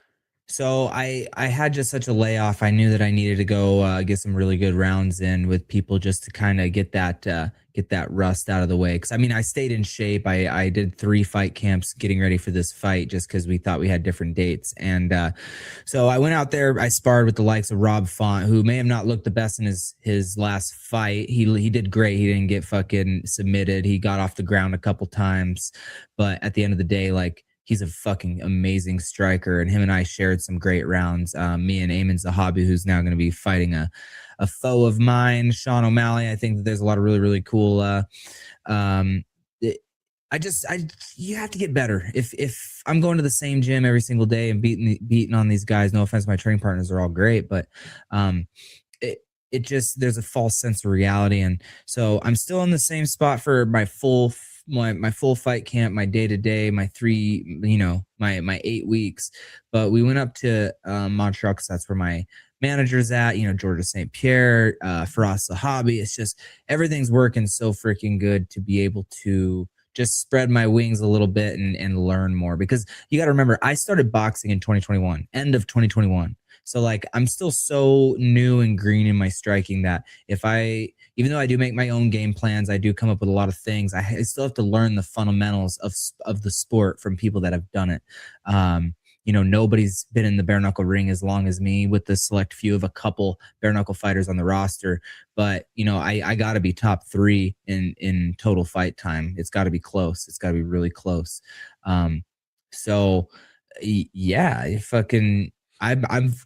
My whole life, actually, I've been a sponge. I would go to as many wrestling camps as possible. I wouldn't be afraid to go to different live practices, with different teams. I was pretty taboo. Everybody's like, oh, you got to pick a team and stick with it. But that's just never been me, even as a kid. Like, I was always trying to just get better training. Nico Gaffey, I heard you say earlier this week you expected him to beat Brendan Allen. So did you kind of expect that there was a point where you two would line up? Yeah, I expected him to have a couple more fights under his belt. Coming and beating Brandon Allen, I did know, I knew that somebody that can be consistent for 4 or 5 rounds, at least against somebody who doesn't push the pace like Brandon Allen. I figured that's how it would go. I believe there was 2, maybe even 3 fights prior to that where he was just getting dog walked. He got knocked down and then he lands his left hook. And, that's great. It's lucky, but that's not how you become a world-class athlete. Nico just put together 4 solid rounds of forward pressure. And Brandon Allen also didn't look like he belonged in there, which, I mean, I totally said that. But I expected him to maybe get another top 5 fight against somebody with a little bit more steam, because Brandon Allen is just very unimpressive as a fighter to me. I figured I would end up with Nico Gaffey. I also expected him kind of just go to 135 and fuck off down there. Whatever. I think that he's at the wrong weight class, and we're gonna show that March 20th. You've had this worldly traveling to get your preparation going up to Montreal. Now you get this worldly competitor. Is there also something to it where it feels like for the last couple fights, they've taken a liking to wanting to push Nico, so there'd be a satisfaction from you and just shutting down another guy that they're trying to build? Yeah, I haven't seen a ton of media on him. I know that Conor McGregor likes him because pretty sure he has a Conor McGregor tattoo on his calf, which is so fucking, like, he's a little fanboy. Conor's a legend, but I'm sorry, I don't respect another man that has their boss tattooed on their leg. Okay, so I don't know how much they really want to push Nico. I think that it would be good for Spain. I'm their guy. Like, I'm the guy. I'm younger than Nico, and Nico's the young guy trying to beat me. It's just they're trying so hard to make a fight with me look good that they have to push the guy. Edgar Plaza, I think I'm going to dance circles around this guy. He's very one-dimensional. He's very good at what he does, but he only does one thing, and we've seen it time and time again, and we just shut these type of guys down. I think a fight with Edgar Plazola would have just been a little bit more pop. He has a lot more fights in the organization, a lot bigger of a undefeated record. So there's just things that, he wasn't ready. He had surgery on his hand or whatever. So No harm, no foul. Nico's just a pawn in the game. A pawn in the game for me to be a global superstar. So The global superstar trajectory. When you meet a guy and you're up there in Montreal and you get to rub elbows with GSP, do you at all ask him what that's like and how you handle getting that big at that age? Just so, some friendly words of advice for you to navigate. more or less, I didn't really, I've never been that type of guy. I hardly even like to ask people for photos, but at the end of the day, it's how he conducts himself in the gym is what I as a champion, I demonstrated. He has absolutely zero ego.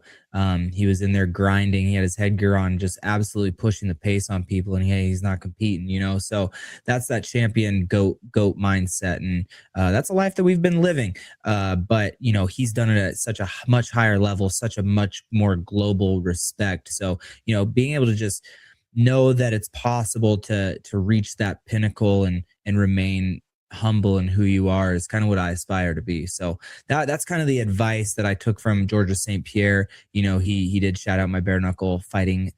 They didn't really give the respect to bare knuckle until they saw me fighting, sparring Ayman Zahabi and Rob Font. And they're like, oh shit, okay, makes sense. So, so I kind of put bare knuckle on the map there a little bit. Was it just your manager's connection with Montreal that got you in there, or was there another kind of connection that got you in a TriStar? It was all my management's connection, but I knew a lot of the guys through social media already from there. So it was a long time coming. My nutritionist is up in Montreal as well. So it all just kind of, I built a team around who my management has, and half of my agencies in Texas, half of them are in Montreal, Canada. So there's I just know that, like, for example, for their sparring class, from 135 to like 160, there's like 75 people that showed up. So I knew that, and that's why I chased those type of rooms. When we look back at your last fight, a trip overseas, Dubai, Tommy Stardom, how much do you feel you actually opened up the toolbox to show us? Because from a pure boxing standpoint, that looked like your cleanest, most professional boxing performance. Yeah, in the Tommy Stardom fight, if it ain't broke, don't fix it, but I'm still learning. So that was kind of a different me in there, a little less of a dogfight. I didn't really have the fight or flight going that because I didn't know I was going to win. I just figured it was going to go the way that it did. I totally respect Tommy Stridham. I just don't think that he belonged in there with me. Maybe had he done one more fight and shown a little bit more, I would have respected him more. But I had zero fight or flight, so I was just flowing in there. Part of me wished that I got cracked with something just so, there was a little bit more attentiveness. I do think I could have finished him.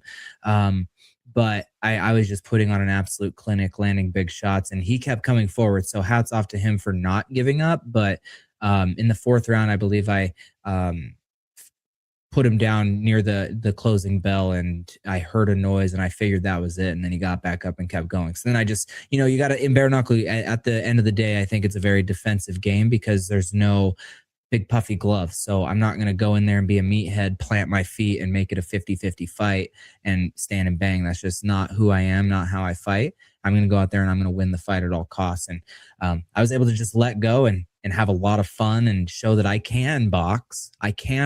But at the end of the day, do you box whenever you don't need to? Do you clinch whenever you don't need to? That's the fight IQ that I bring to every fight. And this next fight is going to be an even more different fight than the last one. So my toolbox is just growing and it's ever evolving, because if you're not evolving, you're going to get your ass kicked. So obviously if it ain't broke, don't fix it. But at the end of the day, I'm a pro fighter. I'm a pro athlete. I'm going to do whatever I need to do to win. Is the feeling the same with Nico as it was with Tommy, or is there a bit more sense of danger in there? Or is that something that you need to assess in those first 30 seconds to a minute in the ring with him? Yeah, I think that he does give a little bit of danger, but I think that I just truly believe the result's going to be the same. At the end of the day, worst case scenario, maybe he lands a shot, he cuts me, I still outland him like I have everybody else. They give him a round. But outside of that, I believe I'm going to 50-45 him.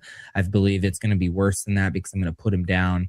And but my game plan isn't to go in there and knock people out. It's to break them and make them never want to fight me again. Like I want to go in there and impose my will and do what I need to do. So it really has nothing to ever do with the opponent. I've never given a shit what the opponent was going to do. As long as I'm doing what I need to do, everything will be okay. Brian Duran's name came up because it is South Florida. Is the fact that he dare speak your name again intriguing to you because you haven't broke him from wanting to enter that space with you again? It's very strange. I don't think he really wants to be in there with me, but I do think that he knows that even if he loses, he's going to get a big fat ticket payday.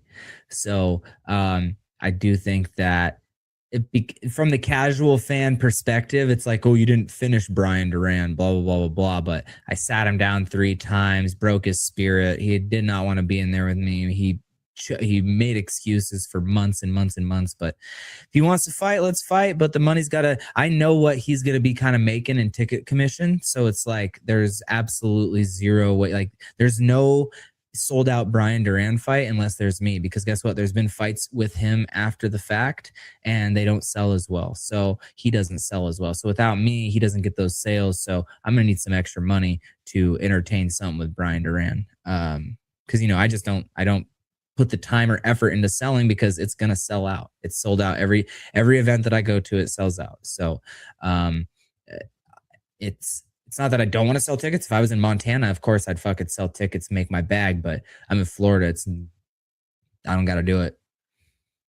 I don't want to knock them because they could beat me down easily. But when Brian's name and even Howard's name was coming up in the last year, when the promotion was trying to cultivate new opponents for you or generate some friction, to me, it was a little surprising. They have both guys fighting at 55, but then still making their target Kai at 45. Was that the same impression that you were getting, that if I'm giving anybody a chance on my belt, they need to be making my weight? Yeah, that's always been it. But at the end of the day, all these guys have fought at 155, and then shortly after they get a title fight against me at 145. That's why, Nico Gaffey doesn't scare me that much. Because listen, Brian Duran, as much as him and I beef, like he bull rushes and he swings heavy, and he's a heavy, big guy. Like he hits hard as fuck, and I ate all that shit. Nico Gaffey, he might be faster, but he's not. I don't think he's going to pack as big of a punch as these bigger guys. Like Howard Davis, huge guy, took his best fucking uppercut and best overhand right, whatever. So yeah, it's very strange to me how some of these guys get title fights, but at the end of the day, they were popular. Brian Duran was undefeated with 7 finishes. So even though it wasn't top 5 or 145 opponents, that's still, it makes sense. If it makes dollars, it makes sense. It apparently made enough dollars. And yeah, at this point, no opponent ever fucking surprises me anymore. I'm just like, okay, let's fight. I feel like there's a different aura to Kai. You're a little more vulgar, but you seem to be like a little more actually calm, like understanding, like you see the vision and you see the path. Like there was an anger or like almost like an anxiety about how you wanted to get to the top before. Does it feel like now the process is a little more laid out for you, or what is the feeling? What am I acknowledging here and I'm seeing in a different Kai? It's more or less I was fighting too much for the victory in my past.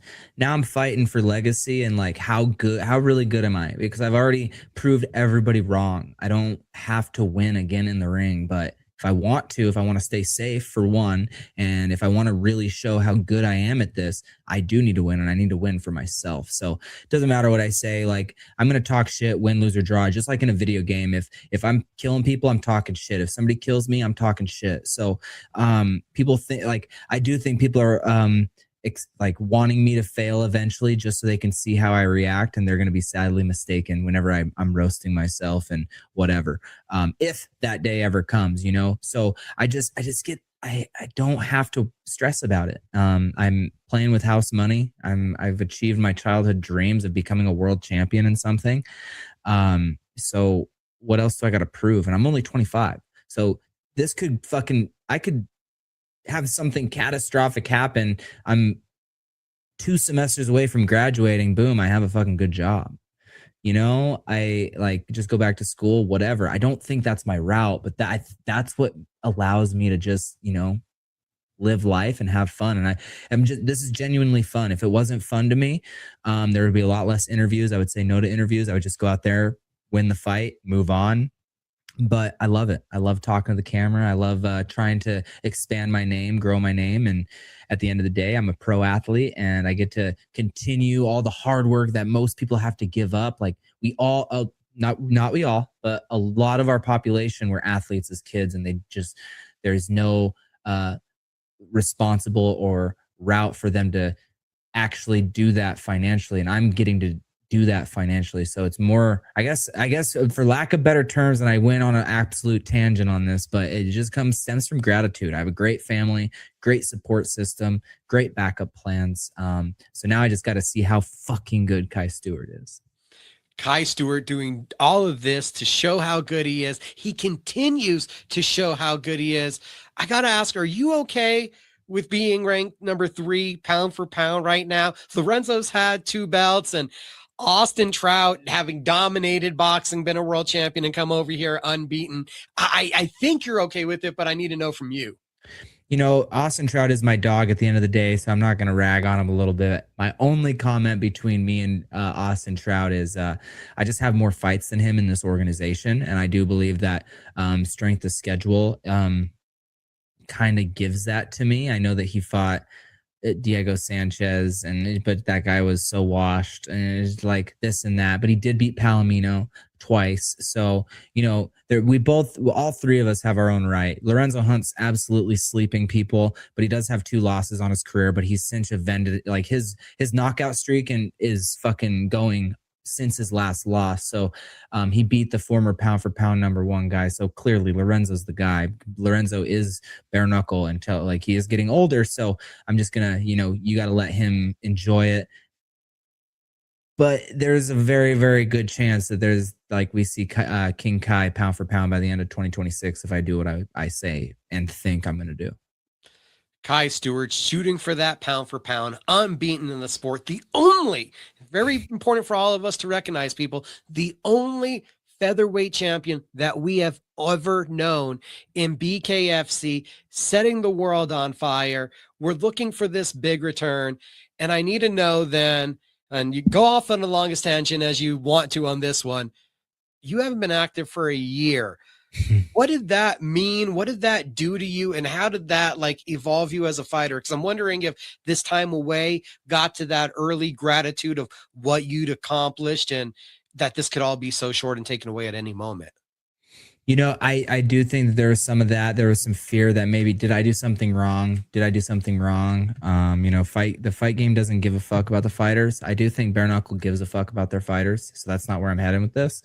I think that there's just some communication problems. There were 2 dates that I was supposed to have, but it wasn't very clear and concise that they weren't happening until last second. So I would go through these big old fight camps, and I wasn't going to let people pull a sneaky on me because historically boxing, UFC, local promotions, this and that, they don't give a fuck about the fighters. If like, who cares if it's a 2-week notice fight? So, but Bare Knuckle has given me time for a camp. They did make it right. They signed me to a 5-fight deal.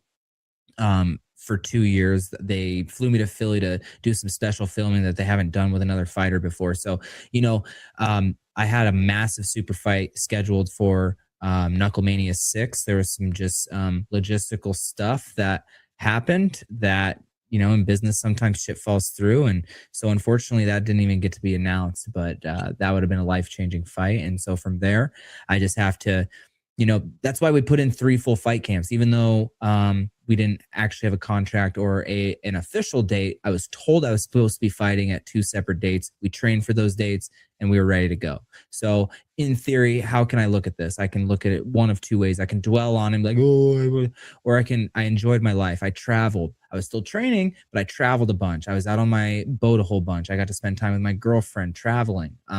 So like, it was a double-edged sword. We weren't getting paid as much. So traveling was super tough on us, but it's part of my marketing plan. Like I will show my face everywhere. Whether I pay for it, a sponsor pays for it, like we will get the job done. So there's just little things financially that just I had to be just knowledgeable about, and we made it through. We're about to fight again, and now it's all upwards from here. We've had great conversations with Bare Knuckle, and we're at an understanding that even if I don't fight this year, like I'm going to stay active because I have to use my youth, and I don't even want to fight. I'm going to go fucking wrestle for RAF, baby. So we have great things planned. It just, it took us actually having a conversation for me to not feel disrespected. I know that I posted a lot on Facebook. I didn't really say anything too negative. I was just begging for a fight. I was like, let me fight. Oh, he called me out. I'll fight him. So like, I was just making it known that I needed a fight. It came across as, me getting blackballed, and I had to, bite my tongue a couple times, and we had good, like I said, great conversations. I love the BKFC. I fucking am making this sport up as I go. There's absolutely no reason for me to be mad anymore. I just simply wanted to fight. It had nothing to do with Bare Knuckle. Like whether I was in the back, like street beefs. Come on, do your first pro fight. Give me a fight. Like I was willing to fight anytime, anywhere, just to stay active, to prove how good I am, stay ready. But at the end of the day, we're ready to go now. We're ready to go for my 6th world title. You've brought it up before on social media, keeping the wrestling shoes warm. I believe you did do a tournament back at home. You bring up George having his wrestling headgear, and then you jump ahead. There's so many things I was trying to ask you about. We didn't even get to bring up Real American Freestyle, but have you had conversations with Izzy, Eric, and the crew there? I have had conversations with one of their talent scouts, and my management also gets a bunch of the big names that you see on there on their wrestling cards. So they've definitely been in contact. We've been in more contact now because they know that if I have any free time, like, look, come on, throw me on a card, like I'll be ready. So we got to figure out a good opponent, because let's be real, I've been focusing so heavy on my boxing that it's just, I do need to fight or wrestle like a Muggsy Bulljunk, somebody who's not as good, at least for my first one. I'm not saying I want to cherry pick them, but don't go out there and give me Bo Bassett, a fucking phenom, it's just give me somebody to get the feet wet, and then I'll be ready to ride, type of thing. And there's a bunch of big names that I see that I could do that with. But you could even see, I would love to see Cody Garbrandt in RAF. I know that he was a decent wrestler, Ohio State champion, but at the end of the day, I think he focuses pretty heavy on boxing and his stand-up in his UFC career. So we're kind of both in the same boat. We're both looking to just, dust the old wrestling shoes off and get going. Kai Stewart, whether it's in the ring or on the mat, he's promising us to be active. And I know that's something that us as a fan base are excited to hear. And I know you as a competitor and wanting to make use of this youth, that's something that you greatly desire. It really does sound like at least maybe the last year was rough, but the last couple months, there's been a lot of understanding and headway made so that you have a better future.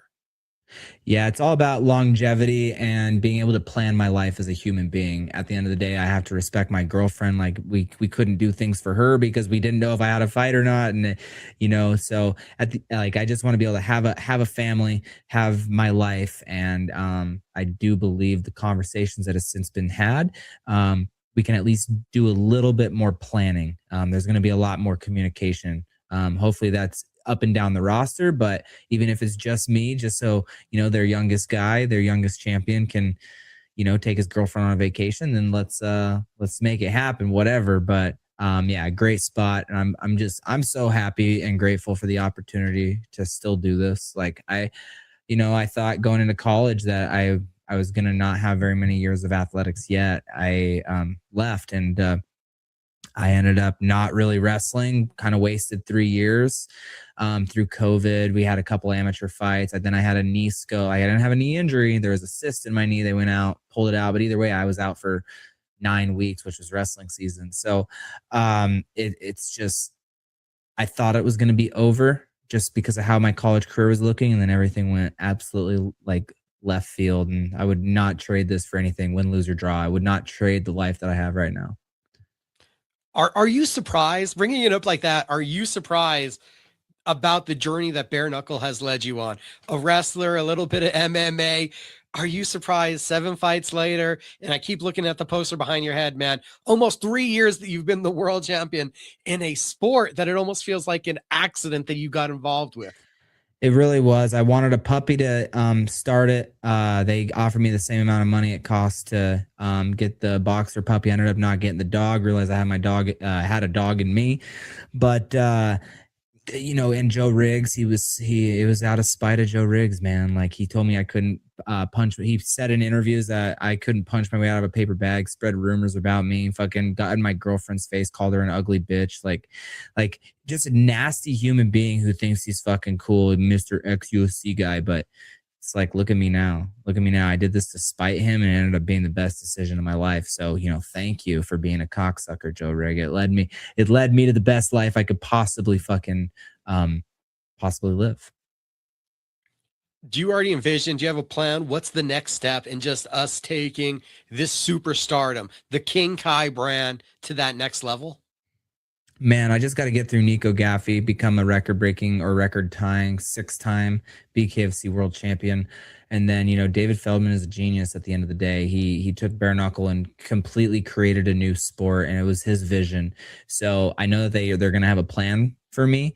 We don't know said plan because we don't know how my division is going to shake out. But whether I go to 135, 155, I fight Brian Duran, whatever, it's just activity, man. Activity after this fight. But all my focus is entirely on Nico Gaffey and I for March 20th. And whenever I dance on him, once it's all said and done, we can do a circle back interview. That way I can give you a chance to ask those questions, because I do think I have a lot of fun stuff on the horizon.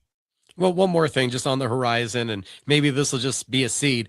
Have you asked them yet if they need another commentator for BKFC Fight Club? Because I think the grittier, the more dirtier surrounding, we got a Kai Stewart letting the F-bomb fly. I think that might be another way to get you some publicity and expose you to the fan base.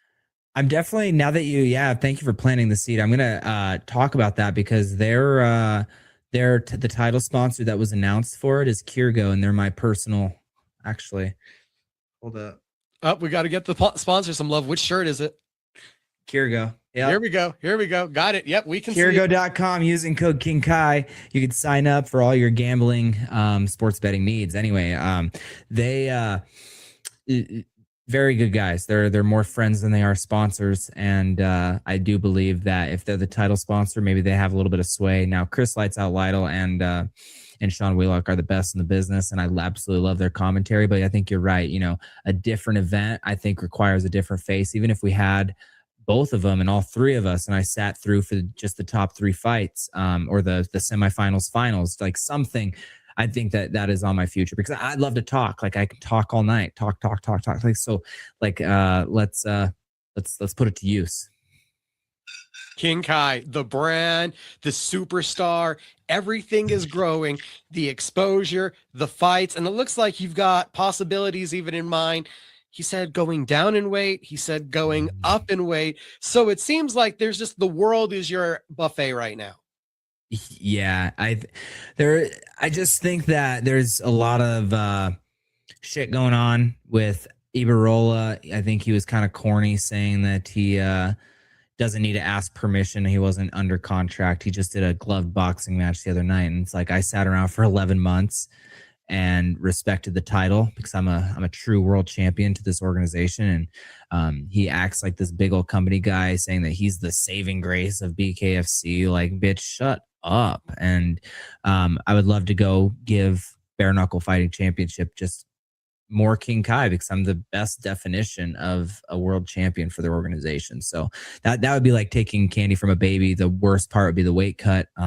I don't really want to do that, but at the end of the day, for legacy, you'll do hard things. 155, if Trout loses that belt, I don't think he will, but if he does, I'm down to scrap whoever has it. He's my bro, and it's Bare Knuckle. Any other sport, I feel like it's appropriate. Like, you can set your broship your bromance aside or whatever you got to call it, because me and Trout seem to be pretty fucking, we're dogs, but bare knuckle, that'd be hard for me to do. We did say that if we ever both had another layoff that we would have a gentleman's scrap, and we agreed to it. So I think that could be really fun, but at the end of the day, I don't really want to fight my friends.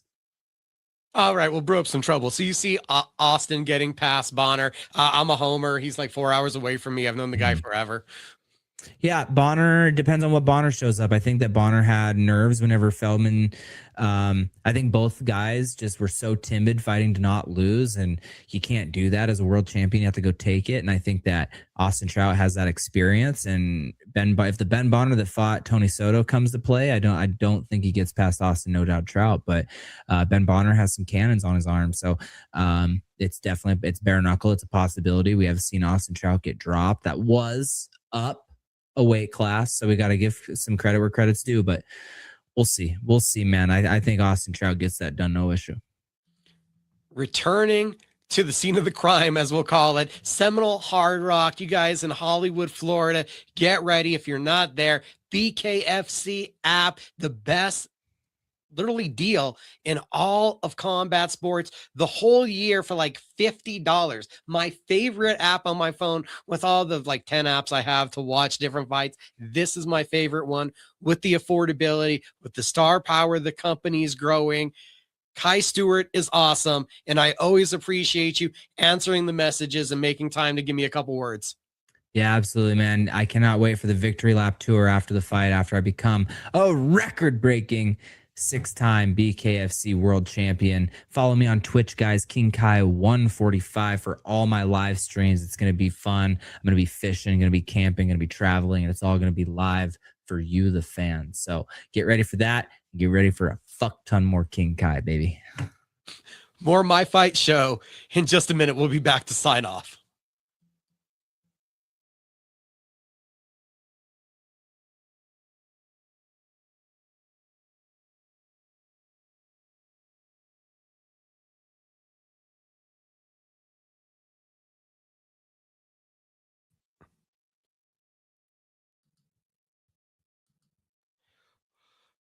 Deep breath, deep breath. Wow. Time to show appreciation. Some hours ago. Thank you, Josiah Reyes, for coming on. Gabe Bencomo.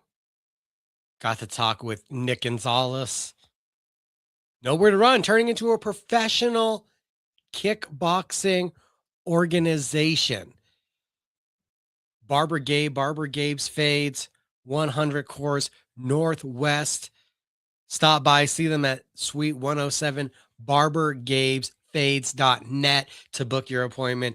Get your Barbers Are Us beard balm. Robbie Ray Images, Robbie Ray Media on the video that you see on YouTube for the Cage Minds Fight Hour. He's going to be down south in Las Cruces this Saturday for Empire Promotions Reign of Champions. Oh, yeah. Shout out to Charlie Vasquez for the pretty comprehensive preview that we got for that amazing card at the Pan Am Center. Think I'm getting through everybody. We had a ton of guests. If I forget anybody, I apologize. Of course, can't forget Cristian Cabral. The legacy continues to read. Legacy Boxing Promotions, Embassy Suites, April 4th. And our main event guest, the King, Kai Stewart, BKFC Featherweight Champion. The defense is next Friday, May 20th. The 21st, don't forget Fightworld 43, Revel Entertainment Center, APFC 22, March 22nd, Isleta Resort and Casino, CageMinds.com, MMA After Hours, Pro Wrestling After Hours up tomorrow, Cage Minds Fight Hour, ESPN Radio, Albuquerque 1017, The Team, and CageMinds.com, Cage Minds Combat Sports News. I appreciate every guest that we had on tonight. Truly, thank you guys for coming on, for sharing your evening with me, for indulging all of my questions. Thank you to every viewer. It means the world. Every like, every share, every view. It helps grow what we're doing here at Cage Minds. All the great sponsors. We still have time to fit in commercials. If you guys don't want to see the Be Right Back, Robbie Ray Media can make them. It has been a long, beautiful night. This was a supersized, extra long edition of my fight show. I'm going to get out of here and go get some rest. Guys, enjoy the entertainment and keep fighting.